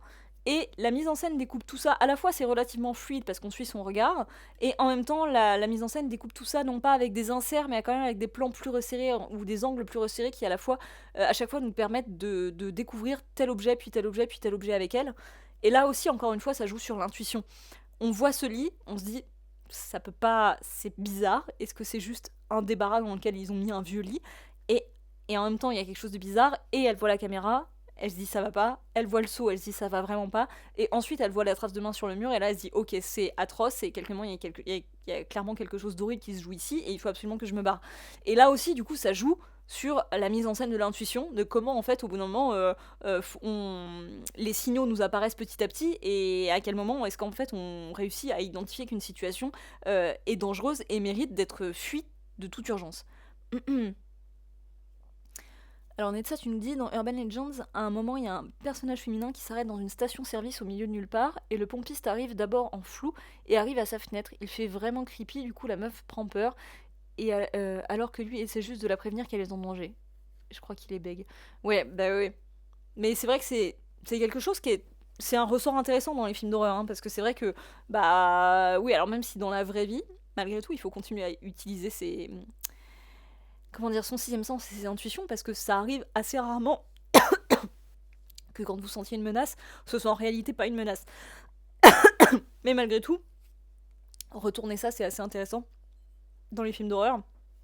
Et je comprends du coup, effectivement, que ça t'ait fait penser à ça. Ah bah Nala, tu te réveilles. Viens par là, Nala. Bébou. Excusez-moi. Viens Nala, viens parler de la suite du film avec moi. Viens. Mais je vois ta queue qui gigote de l'autre côté de la table, mais viens ici. Elle arrive, excusez-moi. Viens, mon bébou. Viens. Oh oui. Oh, regardez mon bébé. Excusez-moi, je repasse en face cam un instant. Désolée, c'est vraiment le moment cucu, mais ça mérite. Regarde, bébou. Regarde. C'est un stream. Excusez-moi, j'ai vraiment honte de me dire qu'il y aura ça dans mon replay YouTube et tout. Je vais baisser un peu la caméra. Mais vraiment, elle mérite en fait. Elle mérite mon bibou. Mais oui. Oui, oui, je parle d'un film. Bref. Pardon, excusez-moi pour ce moment, mais je pense que ça méritait. Oui, elle est très belle. Ah oui, tu t'embêtais, me pauvre. Tu boudais dans ta niche. Alors, à part ça. Ensuite, donc, après le moment où du coup Tess retrouve... Oui, il y a une rupture de ton, évidemment, et de rythme, à partir du moment où Tess, elle retrouve Keith dans le sous-sol, et que... Bibou. Et que du coup, il y a la nana qui arrive par derrière du couloir entièrement plongé dans le noir. Évidemment, ça, alors même sans les trucs de mise en scène ou quoi, c'est de toute manière terrifiant comme situation. Hein. Ça, c'est juste... c'est pareil, c'est pas spécialement original, mais c'est juste... Putain, je suis désolée, j'avais même mis mon micro, j'espère que ça allait. C'est juste creepy en fait de se retrouver face à des couloirs entièrement plongés dans le noir et la situation elle est terrifiante de base, donc voilà. Mais donc en fait il y a une rupture à partir du moment où il y a la nana qui sort, enfin la mère du coup qui sort du noir, qui se précipite sur Keith au moment où Tess le retrouve et que donc on s'attend pas à ce que avec une brutalité telle en fait elle lui fracasse tout de suite la tête contre le mur. Parce que du coup en 2-3 images très violentes, on comprend que Keith il est mort en fait. On comprend qu'il n'y a plus rien à en tirer. Et alors qu'on a passé la moitié du film à nous installer, à nous présenter le personnage, à le caractériser certes d'une manière très ambiguë, mais à nous le caractériser quand même, et à montrer qu'il se passait quelque chose avec Tess, et que potentiellement, surtout là quand on voit qu'il est en situation de détresse, qu'en plus finalement c'est peut-être pas lui la menace. Donc en fait, encore une fois, retournement de situation à la psychose, on est tout à coup privé d'un des deux personnages auxquels on était suspendu depuis le début du film. Donc c'est très violent. Moi je trouve ça... Alors c'est à partir de là que le film commence à me décevoir. Je trouve ça très habile qu'il y ait ce type de retournement de situation. Le problème c'est que moi je trouve ça bien quand on sacrifie un personnage comme ça, quand on a quand même réussi à raconter tout ce qu'on voulait dire avec ce personnage. Là c'est peut-être moi qui suis trop... Je sais pas, qui suis trop bête ou qui suis trop cucu ou qui ai trop envie de savoir comment les choses auraient pu se passer entre lui et Tess, mais je trouve qu'on sacrifie quelque chose de finalement mieux que ce qu'il y a par la suite dans le film. Et que du coup, il y a vraiment un goût de pas fini en fait avec cette histoire, d'un peu de facilité qui fait que, enfin, qui est super frustrant. Et mais oui, je voulais ma comédie romantique horrifique, bah oui, quelque part. Et du coup, en fait, je trouve ça, je remets l'image, pardon, euh, cette magnifique image. Je vais nous remettre Keith, puisqu'il meurt. J'ai pas une autre image de lui. Voilà. Oh, regardez comme il était mignon. Où en fait, du coup, bah là, certes, on a un retournement de situation qui est très fort, et en même temps, bah, à aucun moment dans le film, moi, je vais pouvoir oublier en fait la frustration du fait que bah, l'histoire qu'on avait commencé à me raconter et dont je voulais connaître la fin, bah, j'aurai jamais la fin. C'est la sensation que ça donne, je trouve. Beaucoup plus que dans Psychose. Donc, je trouve qu'à ce moment-là, il y a quand même... Elle est partie, Nala. Il y a un problème d'équilibre malgré tout, mais ça tient au fait que, voilà, je trouve qu'il y a plein de fulgurances de mise en scène qui sont déployées dans la première partie, tandis que la deuxième partie, je trouve, en termes de mise en scène, est beaucoup moins intéressante. On va y revenir. Alors, Robo Sensei, tu dis, moi, je pense pas qu'il soit sacrifié. Ce qui me frustre, c'est que pour moi, Barbarian, Barbare, c'est pas la femme monstre, c'est le gars, oui. Et on parle pas assez de lui, et surtout des souffrances de la pauvre femme géante, et de pourquoi elle est devenue comme ça. Mais moi, alors je trouve que ça fait partie, je suis d'accord avec toi, je trouve que ça fait partie des nombreuses choses qui ne vont pas pour moi dans le film, et donc notamment dans la deuxième partie, c'est qu'au bout d'un moment, le film, surtout dans une seule moitié de film, qui est donc la deuxième moitié, essaie de raconter beaucoup trop de choses, et qu'en fait, il a sacrifié toute une première partie à mettre en place, à faire une super mise en place et tout, mais du coup, tout ça pour ménager un twist qui au final fait qu'il y a quand même juste une moitié de film en moins pour réussir à raconter tout ce qu'il voulait raconter, et que du coup après ça marche plus parce qu'il y a plus la place pour tout ce qu'il veut mettre après dans le film. Euh, Parce qu'on a cette première partie qui est épurée mais qui est super efficace, et la deuxième partie du coup bah, où il faut tout mettre en fait, et ça marche plus. Ça marche plus parce qu'il y a trop de choses, et il y a trop d'éléments, trop de backstory, trop de retournements. Kiki, je te nous dis, on arrive au souci de ce film pour moi, le sacrifice est pas mal, mais donc dans la seconde partie qui est aussi longue que la première, on sait ce qu'il y a en dessous, et ça met du temps à venir je trouve, et donc je m'ennuie un peu en attendant, je suis d'accord, et puis le perso de Justin Long est pas attachant. Oui. Salut Madouk. Ah bah c'est plusieurs courts-métrages, je comprends Netza que t'aies eu cette impression. La mise en place est longue mais super, pour ça il doit manquer 30 minutes minimum. Trop de choses à dire en peu de temps sur la seconde moitié, ouais. Alors du coup pour revenir en détail justement sur cette seconde moitié. Oh non, c'est sûr, Spooky qu'il est pas là pour être attachant du coup, mais du coup, il y a quand même cette espèce de double jeu dont je parlais au début, de prendre un acteur qui lui dégage quelque chose de sympathique et qui a un certain capital sympathie, surtout pour un public de films de genre, et d'en faire justement quelqu'un de dégueulasse, et qui à un moment donné, dont on pense qu'il va avoir un arc de rédemption et finalement pas. Euh, Delirium Bear, c'est vrai que la fin de ce perso est trop abrupte. Je comprends pourquoi, dans la mesure où le réal a voulu montrer l'impact qu'ont les violences patriarcales sur les femmes, mais tout ce que je vois, c'est du not all men. Je sais pas, Delirium. Ouais, c'est pas con, c'est vrai qu'il peut y avoir cet aspect-là. Après, le problème, c'est que je trouve que. Enfin, pas le problème, mais au contraire, dans sa deuxième moitié, le film est au contraire très all men. Euh, je sais pas si on peut dire que le personnage de Kiss, c'est vraiment une caution not all men, parce qu'en même temps, il est tellement pas achevé, façon de parler, incroyable jeu de mots, il est tellement pas abouti, enfin il va tellement pas jusqu'au bout, qu'en fait on sait pas si ça aurait été quelqu'un de bien ou pas. Du coup, a priori oui, mais en même temps il aurait quand même pu être malgré tout creepy. En fait, il y a suffisamment d'éléments pour l'un et pour l'autre dans la première partie pour faire que cette question n'est pas résolue, ce qui fait partie des frustrations. Netza, tu nous dis la première partie dit en gros vous pensiez que c'était un connard. Bah non. Et la seconde partie, vous pensiez que c'était un gars qu'on jugeait trop vite. Bah non, c'est un connard. Oui, il y a un peu de ça, complètement. Euh, Alors, donc ensuite, il y a nouvelle rupture, quand on passe, du coup, juste après que la tête de Keith s'est été éclatée contre le mur, on passe, du coup, sur Justin Long qui chante dans sa voiture. Là, on est sur un plan très large, il y a du soleil, il est dans sa décapotable, voilà, il chante, il a les cheveux au vent, jusqu'à ce qu'il reçoive cet appel qu'il apprend, du coup, qu'il va être dans la merde. Mais du coup, on bascule effectivement sur un tout autre film, où là, du coup, on est face à un personnage qu'on connaît pas du tout, et qu'on va nous présenter là. Et du coup, ce qui est marrant, c'est que moi, la première fois que j'ai vu le film, au départ, les dialogues qu'il a au téléphone avec son agent, le prod du film sur lequel il travaille, qui sont tous en train de lui dire écoute, en fait, là, elle t'accuse de viol, donc c'est vraiment grave, donc en fait, on va tous te laisser tomber, tu vas plus pouvoir travailler sur le film. Et on est du point de vue de Justin Long, donc qui s'appelle AJ, on est de son point de vue, et lui qui est complètement désemparé, qui n'en revient pas d'apprendre cette nouvelle, qui apparemment ne s'y attendait pas du tout, et qui est genre en détresse totale, parce que du coup tous ses projets tombent à l'eau, tout son entourage le lâche, il va être ruiné, etc.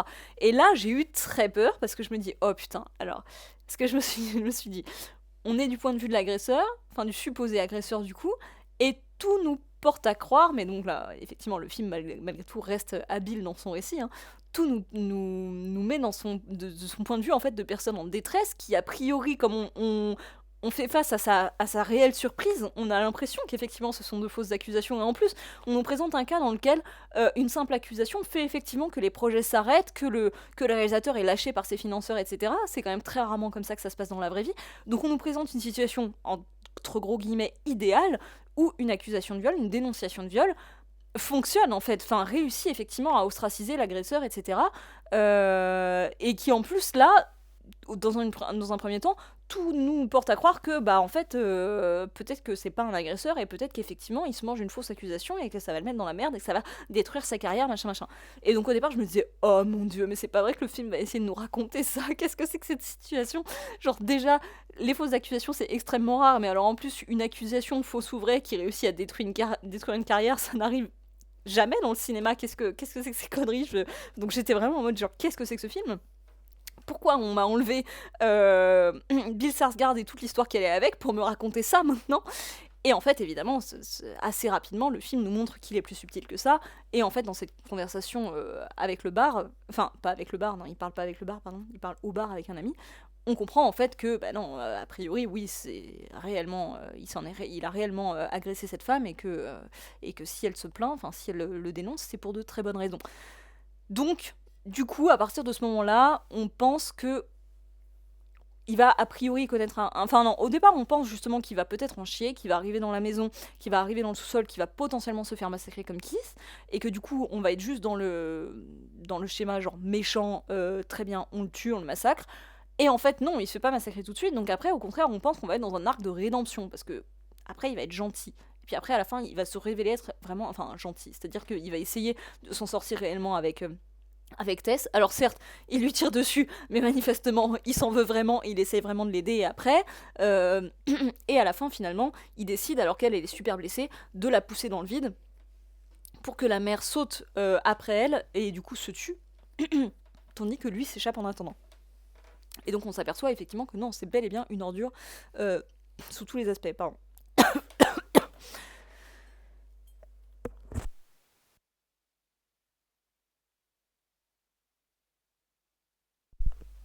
Excusez-moi, j'avais un truc dans la gorge. Salut Tomate28, bienvenue dans ce chat. Tu ne comprends rien, mais c'est-à-dire que oui. C'est vrai que ça fait un moment que la discussion a commencé. Donc je suis désolée si c'est pas très clair pour le moment. Peut-être que ça va se mettre en place petit à petit. Mais en tout cas, on parle du film Barbare, qui est ressorti sur Netflix.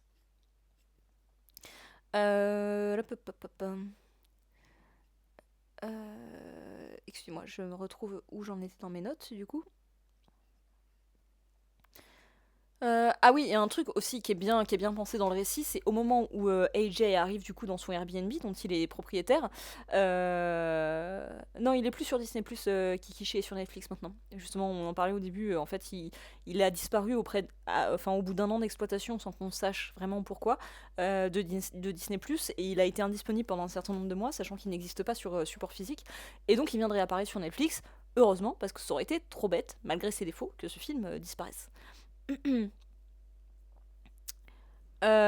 je vais y revenir, Delirium Bear, à cette situation. Je n'en parle pas tout de suite, mais effectivement, c'est un gros sujet. Euh, Donc oui, quand il arrive dans son Airbnb, et donc il téléphone à la nana d'Airbnb pour lui dire, mais attends, il y a des gens là, enfin, quand elle est la dernière fois que vous avez loué mon appart, enfin ma maison, parce que du coup là il y a des valises, les lumières sont encore allumées, clairement il y a quelqu'un qui est ici quoi. Et en fait c'est juste que bah, du coup ils sont à la cave, enfin qui est mort et Tess est emprisonnée à la cave, enfin dans les sous-sols. Et du coup en fait ce coup de fil avec la meuf d'Airbnb, donc il dit mais du coup depuis combien de temps vous avez pas loué mon appart, et qu'elle a dit environ 2 semaines. C'est tout bête, mais ça aussi c'est une petite astuce intéressante de narration pour réussir à situer, parce que comme on est passé de l'explosion de la tête de Kiss à Justin Long qui chante dans sa voiture, on se doute qu'il y a une ellipse, mais on sait pas de combien de temps, et du coup là c'est voilà la petite astuce pour essayer de replacer, pour se dire ok, donc ça fait 2 semaines que Tess elle est à la cave, que Kiss est mort, et voilà, il arrive 2 semaines après. Salut Œil de Cali. Alors, euh, alors si, il y a encore deux trois trucs de mise en scène que je trouve vachement bien dans la deuxième partie que je vais souligner. Et après, je vais passer plutôt sur les thématiques. Je vais vous dire d'abord après pourquoi je trouve qu'en termes de mise en scène, c'est moins intéressant dans la deuxième partie. Et ensuite, je vais parler plutôt des thématiques. Du coup, dans cette deuxième partie, il y a l'apparition progressive de la mère, du coup, dans le couloir, avec la torche de Justin Long, enfin de AJ, qui flicker, qui fonctionne pas bien, qui s'éteint, qui s'allume.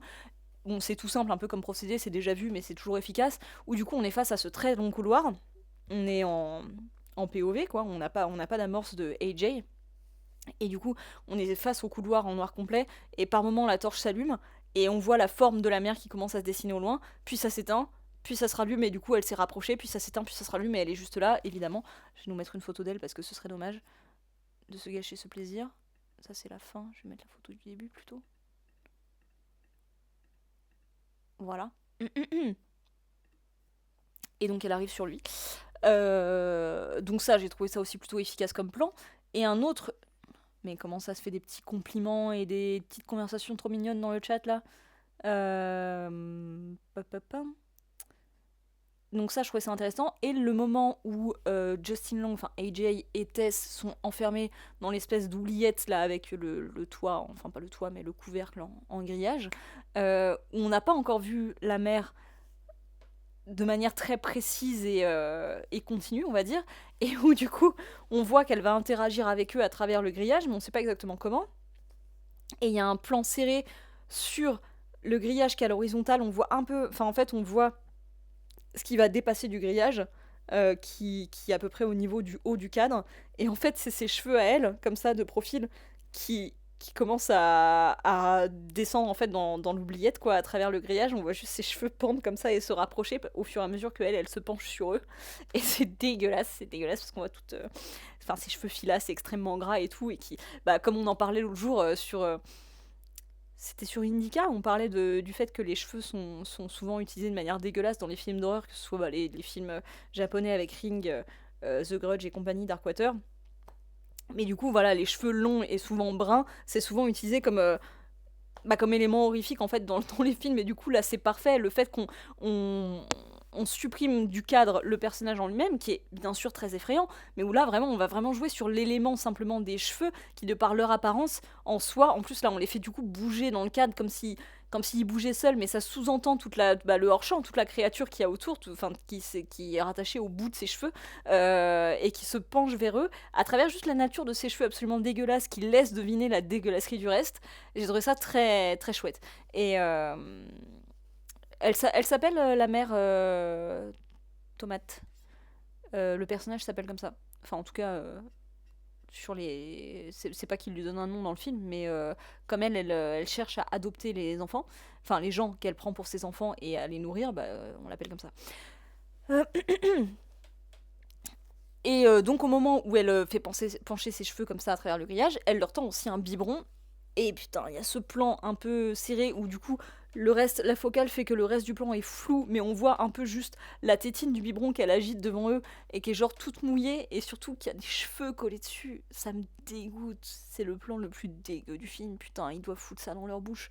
Ça me dégoûte. C'est horrible. Mais bref, encore une fois, petite astuce de mise en scène tout con pour sous-entendre une situation absolument horrible à travers un détail dégueulasse. Voilà, c'est horrible ce plan, on est de ça absolument d'accord. Euh, Bref, dégueulasse. Donc ça, c'était les moments où je me suis dit, ok, vraiment, toujours stylé en termes de mise en scène.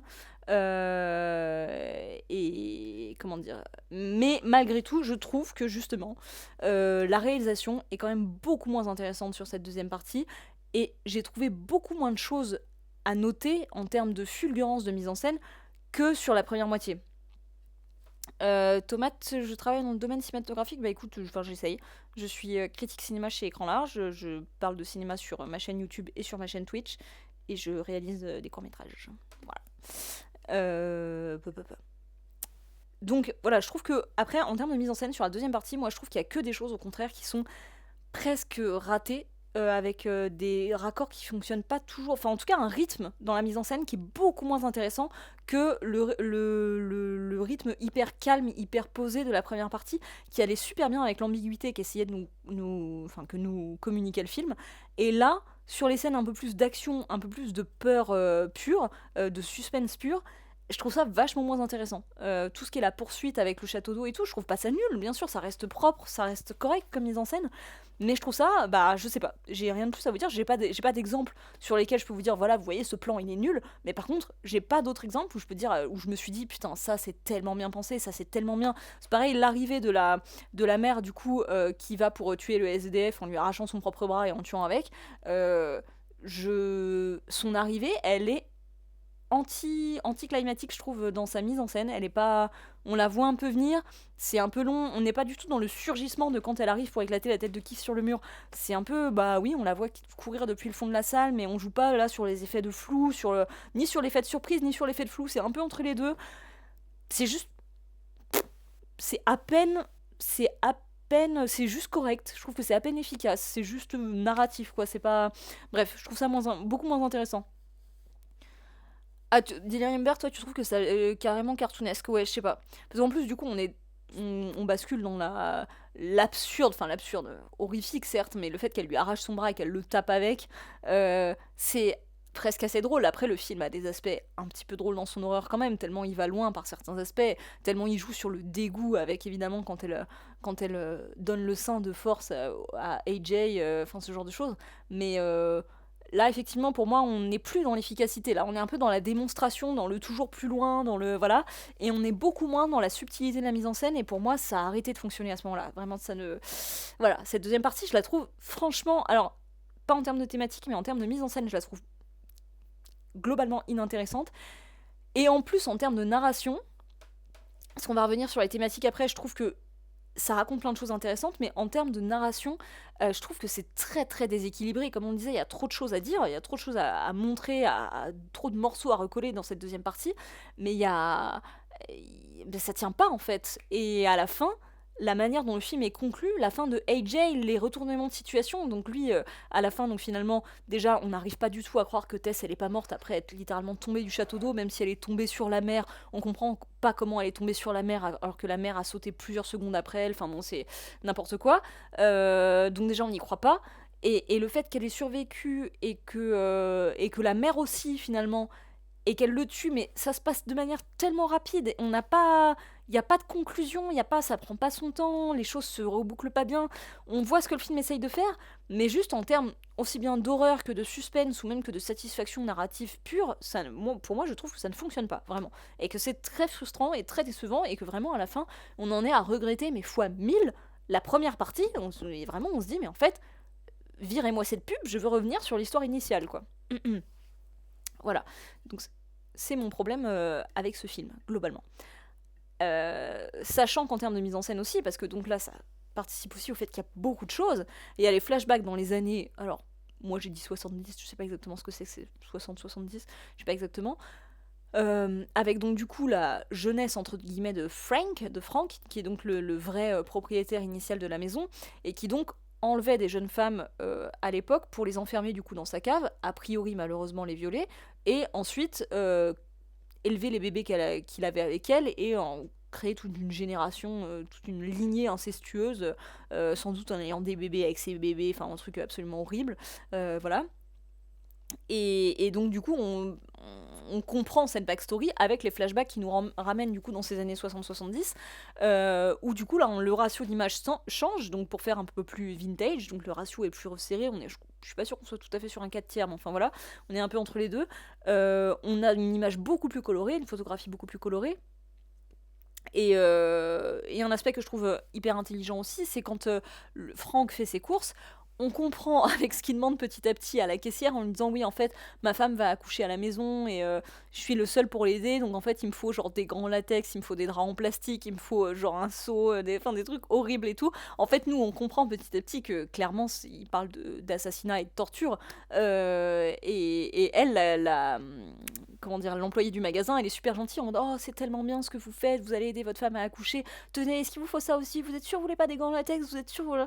Et c'est hyper cruel en termes de narration et pour le coup hyper intelligent, enfin ça met extrêmement mal à l'aise, mais c'est vraiment bien joué, mais c'est encore quelque chose qui se rajoute au récit initial et encore quelque chose en fait qui aurait pu être un film à part entière et qui fait que c'est too much, je pense.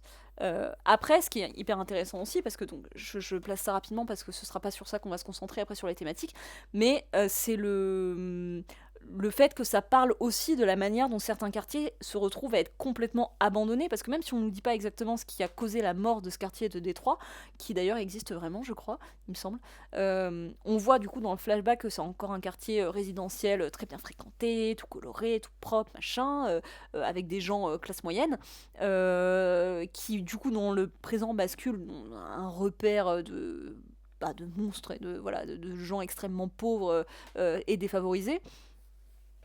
Ça montre, enfin je pense que c'est quand même malgré tout une critique, bien sûr, le type de créature qu'on voit, du fait que bah en fait parfois pour des raisons économiques stupides ou des choix d'urbanisme, parfois on sacrifie des quartiers entiers et toute la vie qui s'y faisait, et donc parfois aussi les gens qui n'ont pas les moyens de se relocaliser, parfois les populations qui y vivaient, et la manière dont, voilà, dont le capitalisme parfois mène à la ruine totale de tout un microcosme urbain. Et voilà, je trouve ça intéressant comme discours à ce niveau-là. Mais ça passe très rapidement, quoi. Delirium Bear, tu nous dis, la VHS qu'il prend au magasin se retrouve aussi au sous-sol en rediffusion permanente, qui est la seule source de socialisation de la mère. Ah, peut-être bien, j'avais pas noté ce détail. Ok. Euh... Ah, vous me dites, attendez. ça parle d'administration Reagan, donc plutôt les années 80. D'accord, écoutez, je suis extrêmement nulle en histoire, donc merci d'avoir apporté cette précision. Très bien. Donc là aussi, on a une coupure, un raccord brutal, qui est intéressant d'ailleurs quand Frank il est dans sa voiture. Donc là, on est dans les flashbacks du passé. Au moment où il stalk la meuf, du coup, il est assis au volant de sa voiture. On est dans l'habitacle de la voiture avec lui et le cadre nous montre juste ce que lui il regarde par la fenêtre qui est au centre du cadre. Et à un moment donné, il y a une coupure où lui n'a absolument pas bougé de position, il est toujours dans sa voiture, ou même voilà. C'est juste que l'endroit, ce qu'il est en train de regarder, lui a changé. On comprend qu'il a suivi la meuf, qu'il a déplacé son camion et tout, et juste on le retrouve dans la même position. Donc le cadre à l'intérieur de sa fenêtre change, mais le cadre que lui il forme avec l'habitacle de sa voiture ne change pas. Et j'ai trouvé ça très habile aussi en termes de montage et de mise en scène. Intéressant en tout cas. Voilà.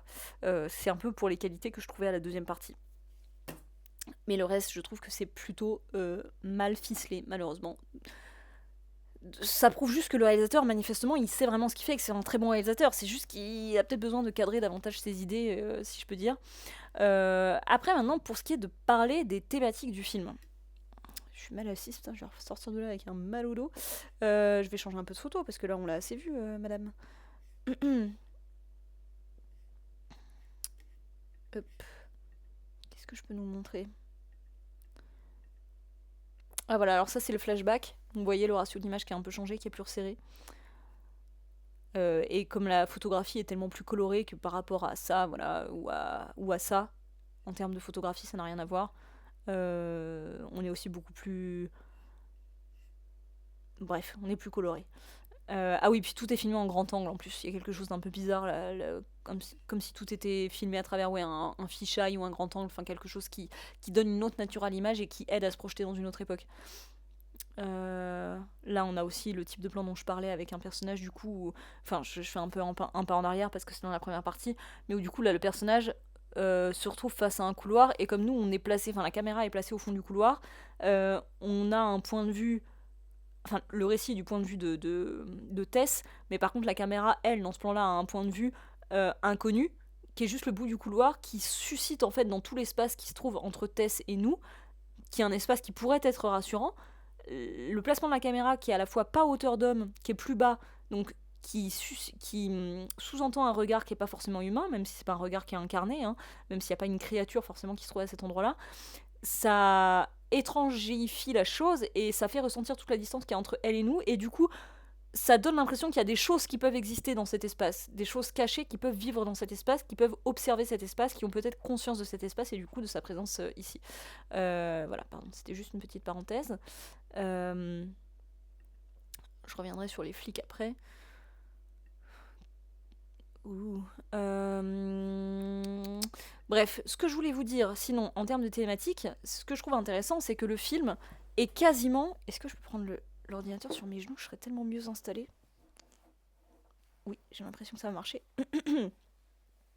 Oula, c'est pas ouf en termes de caméra, peu importe. Ce que je trouve hyper intéressant, c'est qu'en fait, le film est quasiment quelque part une sorte de rape and revenge. Alors je vais revenir un instant sur le genre, le sous-genre horrifique du rape and revenge, qui est un sous-genre que moi personnellement je n'aime pas, mais qui je trouve occasionne des dérivés qui sont eux très intéressants.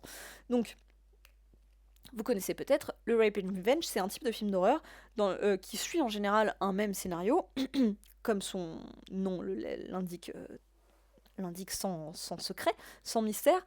C'est en général un personnage féminin qui est agressé, qui est violé par un ou plusieurs hommes. Et donc ça, c'est la première partie du film. Et ensuite, tout le reste du film, ça va être elle qui va chercher à se venger. Donc c'est tout le principe de la saga I Spit on Your Grave, par exemple. Et donc il va essayer de se venger, qui va tuer ses agresseurs, et enfin parfois les torturer de la manière la plus horrible possible, voilà, les faire souffrir tout ce qu'on peut. Ce que je trouve, moi c'est un genre que je trouve très très rarement réussi. Déjà parce que rien que son nom assume le fait de faire du viol, qui est quasiment tout le temps le viol d'un personnage féminin. Comment dire, un rebondissement... Enfin là c'est même plus une question de dramatique, c'est même pas une question de rebondissement dramatique, parce qu'évidemment que une agression sexuelle, ça peut être le comment dire le point de départ d'énormément d'histoires, parce que c'est quelque chose d'extrêmement choquant dans la vie d'une personne et qu'il y a plein de choses à raconter dessus, quel que soit le ton du film. Mais là, c'est plutôt utilisé comme comment dire, de manière vraiment assumée comme sujet de divertissement. Parce que même si c'est pas un film drôle, évidemment, c'est quand même quelque chose, c'est genre, bon, c'est utilisé comme un motif comme un autre au sein d'un film, ce qui n'est jamais le cas. C'est jamais, par exemple, le viol d'un personnage masculin ou le viol horrible d'un enfant, par exemple, n'est jamais utilisé de manière aussi décomplexée dans un récit, de manière aussi naturelle, aussi normale, on va dire, aussi évidente comme étant un élément de divertissement comme un autre. Encore une fois, divertissement ne veut pas forcément dire film drôle, hein, mais voilà. Et donc le Rape and Revenge part déjà de ça. Euh, Sachant qu'en général, la scène de l'agression, elle a souvent quelque chose de voyeuriste évidemment, euh, euh, de voyeuriste et de dégueulasse, de gratuit, de tout ce que vous voulez. Sauf, alors vous avez évidemment des contre-exemples, hein. Vous avez notamment le Revenge de Coralie Farja, où au contraire la scène d'agression est filmée de manière beaucoup plus subtil que ça, on va dire. Après, le film fonctionne toujours exactement sur ce modèle, hein. Mais du coup, vous avez d'abord ce voyeurisme-là, avec, comment dire, une sorte de licence qui est donnée un petit peu à profiter de cette scène-là, parce que vous savez que derrière, il y a la vengeance qui arrive. Donc non seulement la séquence prend son temps, de manière assez gratuite, et en plus, c'est comme si on invitait, comme si on disait au spectateur qu'il a le droit d'en profiter de manière assez dégueulasse, parce que derrière arrive la vengeance. Et après, toute la partie vengeance, c'est au contraire le côté, en fait, comme ce sont des violeurs, on peut se lâcher en termes de cruauté et de gore absurde, et en fait, juste se délecter tout simplement de ce spectacle-là. Et en général, il n'y a pas tellement de conclusion à ces films. C'est vraiment, une fois qu'elle a tué tout le monde, le film s'arrête. Il y a rien d'autre. Euh, le personnage n'existe pas en dehors du fait qu'elle est agressée et du fait qu'elle se venge. Et du coup, je trouve que c'est double licence un petit peu malsaine de se dire, regardez, sans aucune culpabilité, vous pouvez vous délecter du coup à la fois d'une scène de viol parce que après il y a la vengeance, et vous pouvez aussi vous délecter d'une scène de violence complètement débridée, on va dire. Vous pouvez vous en repaître sans aucune forme de culpabilité parce que justement ce sont des violeurs. Et du coup, je trouve que c'est extrêmement facile et un peu stupide comme manière de fonctionner, et je trouve que ça donne très rarement des films intéressants. Je dis pas que c'est impossible de faire un film intéressant là-dessus, mais je trouve que dans le genre qui s'assume en tant que Rape and Revenge, c'est quand même compliqué. Après, il y a beaucoup de films qui sont des qui sont des dérivés du genre du Rape and Revenge, et qui en font quelque chose de beaucoup plus intéressant, beaucoup plus, voilà. Il y a un peu American Married et Soska qui est pas inintéressant là-dessus, parce que là, alors autant le procédé est un peu le même, mais par contre, le personnage prend vraiment le temps d'exister en dehors de cette dynamique-là, donc c'est quand même plus cool. Vous avez évidemment Promising Young Woman, qui est pas tout à fait un Rape and Revenge, mais qui joue complètement sur les genres de ce code-là, et qui est très intéressant, qui est beaucoup plus intelligent. Qu'est-ce que je pourrais citer d'autre? En vrai, il y en a plein, des faux Rape and Revenge, on va dire, qui sont hyper intéressants. Qui sont en tout cas toujours beaucoup plus passionnants que les Rape and Revenge purs. Et donc là, je trouve qu'on est un peu sur ce genre de film, parce que du coup, évidemment qu'à partir du moment où on comprend que le personnage de Justin Long... Enfin, en fait, vous avez deux violeurs, évidemment. Vous avez Frank, donc le mec du passé, des années 80, de Sue Regan, et le personnage de Frank, du coup, le réalisateur... Enfin, non, pas Frank, pardon, AJ, le personnage de Justin Long, qui est le réalisateur qui a violé l'actrice. Et donc, en fait, et la mère, là, donc qui est, elle, le résultat, du coup, des viols de Frank, et... Qu'est-ce que je voulais dire? Pardon, je me suis un peu paumée dans ce que je voulais dire. Bon, toujours est-il que l'idée, ça va être que tout ce qui va se dérouler dans le film, c'est les résultats, justement, c'est le résultat de ces agressions sexuelles.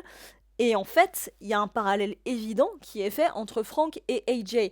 Même si on pense que le personnage de AJ, il va lui avoir, parce que donc le but évidemment, la partie revenge, c'est que aussi bien Frank que AJ, ils vont mourir plus ou moins dans notre souffrance. Et donc en fait, même si on pense que AJ va avoir un parcours de rédemption, parce qu'à un moment donné, il se retrouve face à Frank, qui est toujours conservé dans le sous-sol, sous le joug de la mère, il voit en fait au départ, il veut prendre soin de lui, il pense qu'il est victime, et en fait, AJ tombe sur les vidéos de viol, parce qu'on voyait à côté du lit, il y avait une caméra, il tombe sur les vidéos de viol de Frank, que le mec a dû se passer en boucle pendant des années, et en fait, il comprend que Frank est un violeur, mais un violeur sûrement plus... Alors, avec d'énormes guillemets, plus violent que lui, c'est-à-dire que lui, là où il s'est raconté qu'il a séduit de manière très virile et très... comment dire, très entreprenante sa victime, plutôt que d'être un violeur. Là, Frank, c'est quelqu'un qui, a priori, torturait, battait ses victimes et peut-être les tuait. Donc, il a l'impression de n'avoir rien à voir avec ce type d'homme. Donc, c'est-à-dire que quand il voit il voit les vidéos de viol, il pense vraiment pas qu'il y a un quelconque rapport à faire avec lui. C'est pour ça qu'il se retourne vers Frank en disant mais ça va pas, mais vous êtes complètement malade, mais vous êtes complètement fou, quelle horreur. Et Frank se suicide sous ses yeux. Et en fait, du coup, AJ ne voit pas qu'est-ce qu'il y a de commun en fait entre lui et Frank. Alors que bah, pour le spectateur, bah si, il y a quelque chose. On pense justement que peut-être qu'il va avoir une sorte de wake-up call, il va se dire attends, moi je ne veux pas devenir ce genre de personne, donc à partir de là je vais m'améliorer. Et on pense effectivement avec la manière dont il aide Tess, dont il veut s'enfuir avec elle et tout, donc a priori il est dans la... Comment dire, dans la solidarité dans leur fuite, on pense que effectivement il va peut-être reconnaître ses erreurs, peut-être reconnaître qu'il a agressé une femme, et peut-être essayer de s'améliorer. Et en fait, à la fin, évidemment, quand il la pousse dans le vide pour réussir à sauver et la sacrifier elle, bah on se dit, non, en fait, c'est une vieille merde. Il a peut-être pas le même fonctionnement que Frank, mais en fait, c'est le même genre de personne, absolument. Et du coup, évidemment, il est tout de suite puni vis-à-vis de ça. Ce serait bien que j'ai un mouchoir, en fait. Est-ce que... Excusez-moi. Peut-être mon copain va m'entendre. Babe, je me retrouve à l'appeler à chaque fois pendant les streams. Excusez-moi. J'arrive. J'envoie un message. Ah, il m'a entendu. Est-ce que tu pourrais m'apporter un mouchoir, s'il te plaît? Oh, t'as donné un coup de pied à Nala. Merci. Pardon. Ah oui, de façon autorisée par le patriarcat, Luigi. C'est vrai qu'il y a un truc comme ça.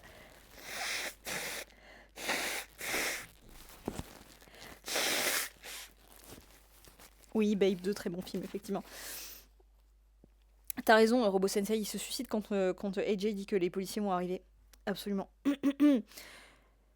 Donc voilà, ils sont en fait un même genre de personne. C'est juste que AJ, s'il avait grandi, s'il avait évolué, s'il avait été éduqué dans un autre milieu que celui dans lequel il a vécu, en fait, il aurait pu devenir Frank. C'est vraiment deux facettes d'une même personne, de même que Frank aurait pu devenir AJ s'il était né dans un autre quartier, dans une autre famille, s'il avait eu l'occasion de faire du cinéma, etc. S'il avait été plus éduqué, s'il avait été moins psychopathe. Et donc c'est là que le film, au contraire, nous dit un peu all men, parce qu'on est vraiment dans l'idée que bah il n'y a pas forcément de rédemption possible pour ces gars-là, et qu'en fait ils peuvent être partout, et que... Alors ça veut pas dire que je pense qu'il y a aucune rédemption effectivement de possible pour ces gars-là, mais en tout cas pour ceux du film c'est pas possible. Et c'est ce que notre intuition nous dit, et c'est ce que le film confirme. Et donc AJ est puni tout de suite après le moment où on comprend que c'est une vieille pourriture. Il est puni tout de suite parce que la mère, très peu de temps après, genre 2 minutes après dans le film, elle lui prend la tête entre les mains, elle lui enfonce longuement ses ongles dans les yeux et lui arrache les 2 morceaux de la tête, enfin lui coupe la tête en deux. Voilà. Donc il est très largement puni. Et donc, je trouve que vous voyez, c'est quand même un récit de rape and revenge, même si c'est pas le schéma classique. Je trouve que c'est intéressant la manière dont c'est réécrit. Simplement, je trouve que c'est mal équilibré au sein du film, mais je trouve ça intéressant cette approche. Et surtout, ce que je trouve très drôle, c'est que tout ça, c'est en rapport avec le débat du moment. Sur les réseaux, on en a déjà parlé en live, mais vous avez vu, je suppose, passer sur les réseaux tout le scandale qu'a fait l'espèce de sondage lancé par certains hommes qui demandaient aux femmes, genre, si vous croisez un homme, si vous êtes seul en forêt et que vous croisez un homme, enfin non, si vous êtes seul en forêt, qu'est-ce que vous préférez croiser entre un homme et un ours? Et que du coup, bah en fait, la plupart des femmes ont répondu un ours, et que du coup, les hommes étaient extrêmement choqués. Et en fait, c'est tout ce que nous dit le film. C'est que à la fin, la mère, la créature de la mer, qui a toujours bien traité, entre guillemets, Tess, même si voilà, c'était dans des conditions horribles et qu'elle lui faisait boire son biberon de la mort qui tue, là. À la fin, la mère, elle est dans l'amour maternel, elle est dans la dévotion vraiment vis-à-vis de Tess, elle est, même si elle l'aime mal, elle l'aime quand même. Elle est dans l'affection. Et en fait, ce que nous dit le film à la fin, parce que littéralement, AJ la pousse du haut du château d'eau, en plus du fait qu'il lui a tiré dessus plutôt dans le film, même s'il a pas fait exprès quand même, au bout d'un moment il lui a tiré dessus, euh, littéralement le film nous dit, les meufs, si vous êtes une femme seule dans un quartier de merde, préférez croiser une créature comme la mère plutôt que de croiser AJ. C'est vraiment ça que le film nous dit. Préférez elle plutôt que lui. Même si, voilà, comme on le voit là sur l'image, au bout d'un moment, Tess a quand même envie de retourner vivre sa vie et finit par tuer la mère, qui finalement n'est de toute manière qu'un être de souffrance, c'est la morale du film. Et je trouve ça hyper drôle, du coup, mise en lumière à travers le débat du moment sur l'ours. Absolument, Robo Sensei, finalement, elle finit par faire pitié. C'est une créature meurtrière, mais meurtrière envers les hommes, essentiellement. C'est comme si elle avait quelque part vaguement conscience du mal qu'il a fait naître, qu'il a vu naître, du mal causé par Frank, et que du coup elle avait une attention particulière portée sur les personnages féminins. Après, il n'y a pas assez de personnages féminins, ni même masculins dans le film pour essayer d'assurer absolument une dynamique à ce niveau-là, mais il y a quand même quelque chose de ça, je pense. Et, euh, et oui, c'est une victime des hommes, elle aussi. Enfin, d'ailleurs, ce qui est, ironiquement, elle est incarnée par un homme, d'ailleurs, mais oui, absolument, elle est toujours en souffrance. Et alors, j'en viens juste à la dernière thématique pardon, que je voulais évoquer avec vous à ce niveau-là. C'est par rapport aussi toujours au Rape and Revenge. Euh, Excusez-moi, je lis un peu ce que vous me dites. Salut Godinia, bienvenue dans ce chat. Après, étant donné que ceux... Alors, Ipix, tu me dis, après, étant donné que ceux qui apparaissent comme les good men, le SDF et le mec au début du Airbnb, meurent aussi dans d'autres souffrances, est-ce que ça n'atténue pas l'impact de la mort de ceux qui apparaissent comme des salauds dans le film?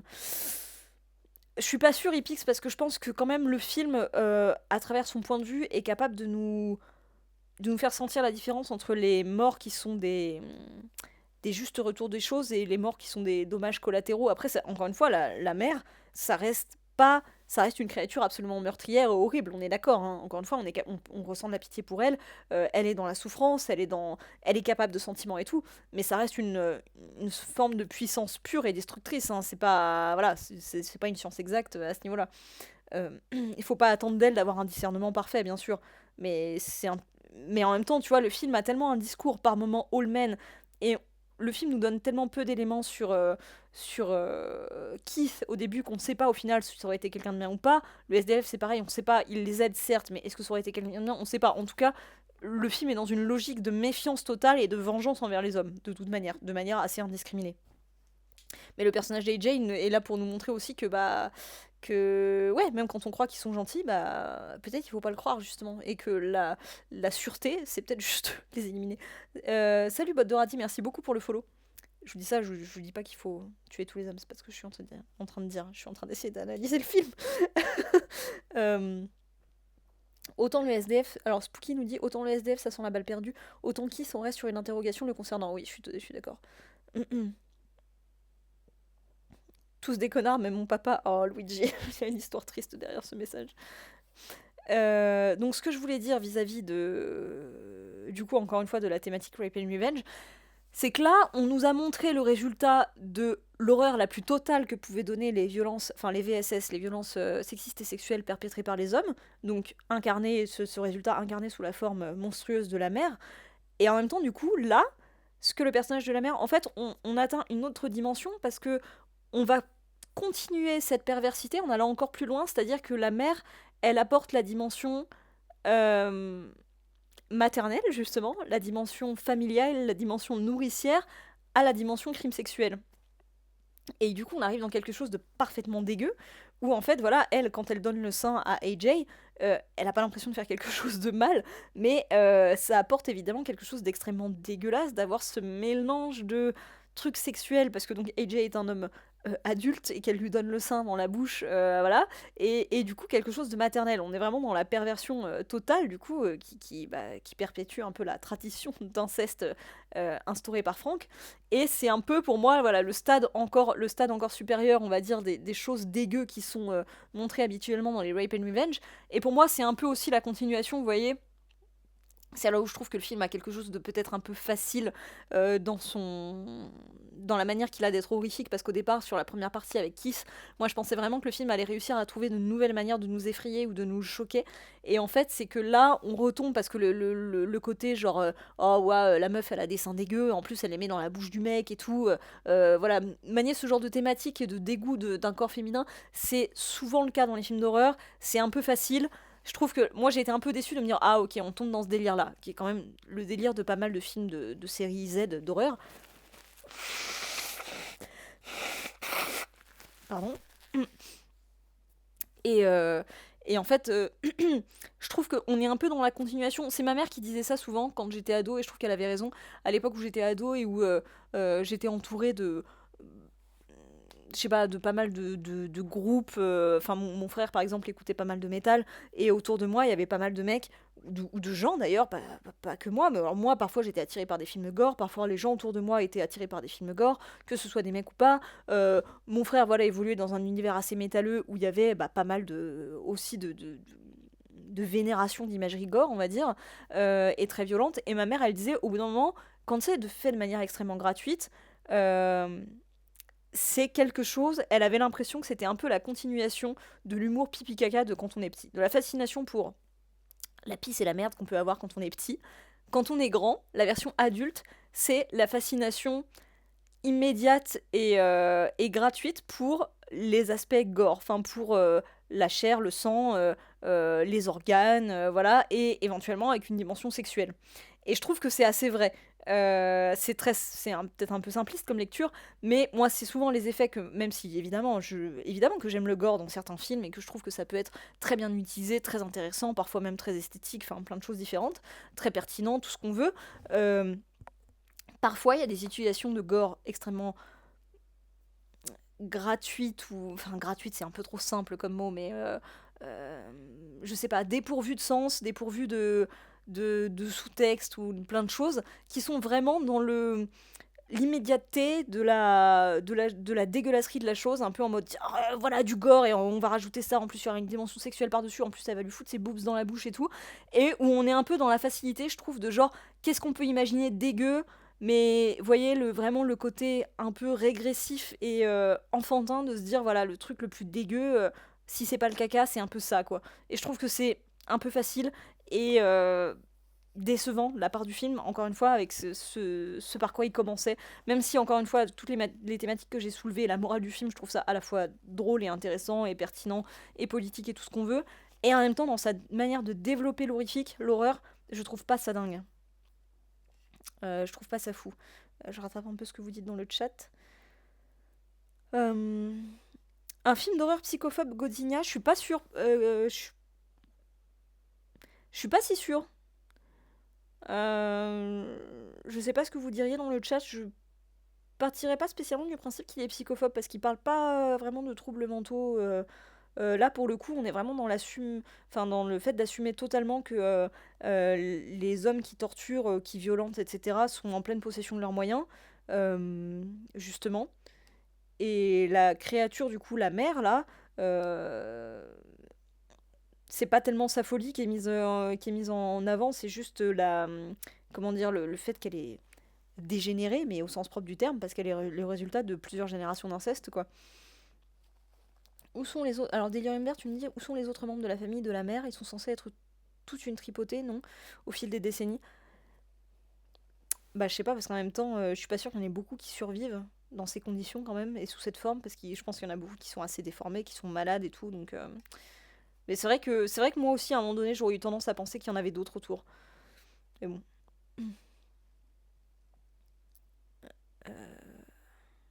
Oui, voilà, Luigi, effectivement, c'est plus un film de monstre à qui on trouve des origines humaines. C'est vrai. On n'a pas toujours avancé, Godinia. C'est vrai qu'entre ici et les années 70, oui, parfois on a fait des progrès, parfois pas. Ça dépend des films.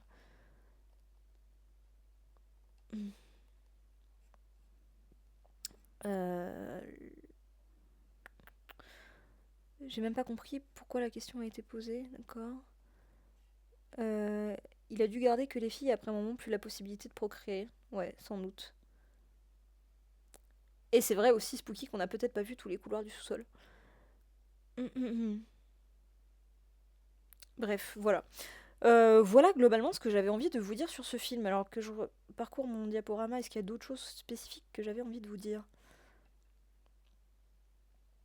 Pas tellement, hein. Ah oui, ah si, l'image des flics m'y fait penser.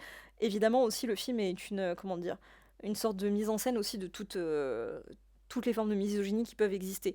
Que ce soit de la violence sexuelle au mépris ordinaire et la misogynie ordinaire, dont du coup là, qui pour le coup qui est incarné par les personnages des flics. J'adore cette photo parce que vraiment l'acteur il est trop bon.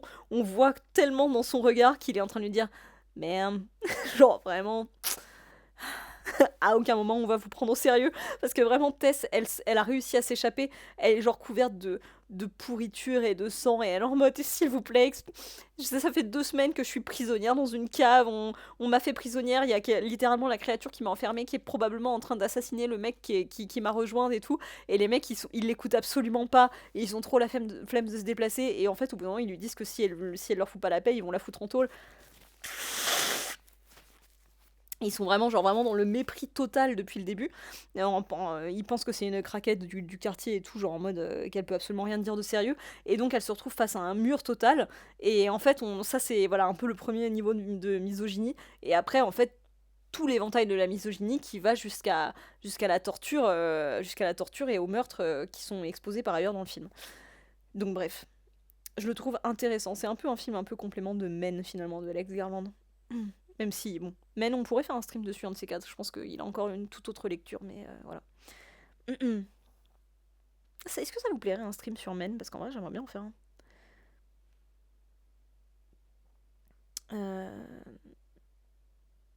Men, c'est weird. Oui, c'est weird, Robo Sensei. Mais je trouve ça très bien, personnellement.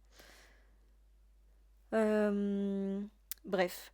Voilà globalement ce que j'avais envie de vous dire sur ce film. Ah, t'as détesté Men, Spooky? Mais oui, effectivement, du coup, ça peut être une raison supplémentaire pour en discuter. Bah, moi non plus, j'ai pas tout compris sur le film Robo Sensei. Il faudrait que je le revoie. Alors déjà, entre la première fois où je l'ai vu et la première fois que je l'ai vu, j'ai compris complètement autre chose, ou en tout cas beaucoup plus de choses. Donc déjà, ça m'a apporté beaucoup de choses de le revoir, et si je le revois une troisième fois pour peut-être en parler avec vous en stream, je pense que j'aurai encore d'autres choses à vous dire, et bref. En tout cas, oui, ça peut être intéressant. Bon, c'est une idée comme ça, on verra si on le fait. Euh, Bref, est-ce que vous avez d'autres questions ou d'autres remarques à faire, ou est-ce qu'on s'arrête là? On a déjà bien parlé, ma foi. J'espère que ça vous a plu, en tout cas. Voilà, du coup, pour les personnes qui l'auraient pas encore vu, n'hésitez pas du coup parce que voilà, Barbare est de nouveau sur Netflix. N'hésitez pas à le conseiller aussi parce que voilà, il s'agit pas de dire aux gens que c'est un chef-d'œuvre intemporel, immanquable et tout, mais je trouve que c'est quand même un film vraiment intéressant par plein d'aspects et que au moins sa première partie vaut quand même largement le coup et même sa deuxième partie, voilà, malgré ses gros défauts qui moi me déçoivent beaucoup, comme on aura compris. Je la trouve très intéressante quand même dans sa manière d'avancer sa morale et encore une fois sur l'étude de l'intuition, je le trouve vraiment intéressant et dans sa mise en scène et tout. Enfin, je trouve ça. Bref, je le trouve très riche par ailleurs. Je trouve très très loin d'être parfait. Je trouve même.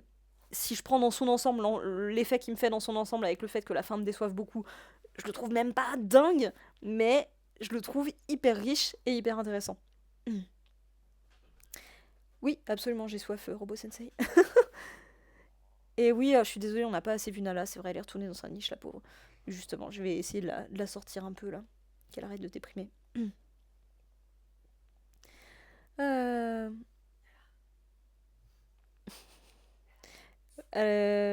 T'as du mal avec l'horreur, Luigi? En particulier si la mutilation corporelle.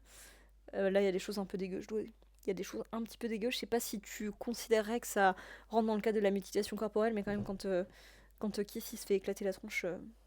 Ouais. Ouais, et puis non, la fin aussi. Écoute, évite peut-être ce film si t'as du mal. Bref. Bah écoute, Godinia, si tu veux, le stream sera. Bah là, déjà, il va être dispo en replay sur Twitch dès maintenant, pendant quelques jours. Et au bout de quelques jours, je le mettrai aussi en replay sur YouTube. Donc voilà, si jamais. Bref, merci d'avoir été avec moi pour ce stream. J'espère que ça vous a plu de parler de ce film. On se retrouve très rapidement, du coup. Alors, je sais pas si j'aurai le temps de faire mon planning demain, mais au pire lundi. Je vous annonce très rapidement. Il y aura du Luigi's Mansion dans la semaine qui vient. Il y aura, j'espère, aussi du Tomb Raider.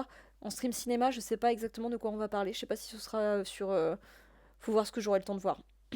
Bientôt, j'aimerais parler de When Evil Lurks, mais je l'ai toujours pas vu, donc voilà, il faut que j'ai le temps de le voir. Je vais regarder un peu, bref, je vous proposerai des choses. Merci à vous, oui, très très bonne fin de week-end, et à très bientôt. Merci d'avoir été là, et je vous souhaite une très bonne fin de journée. Bisous.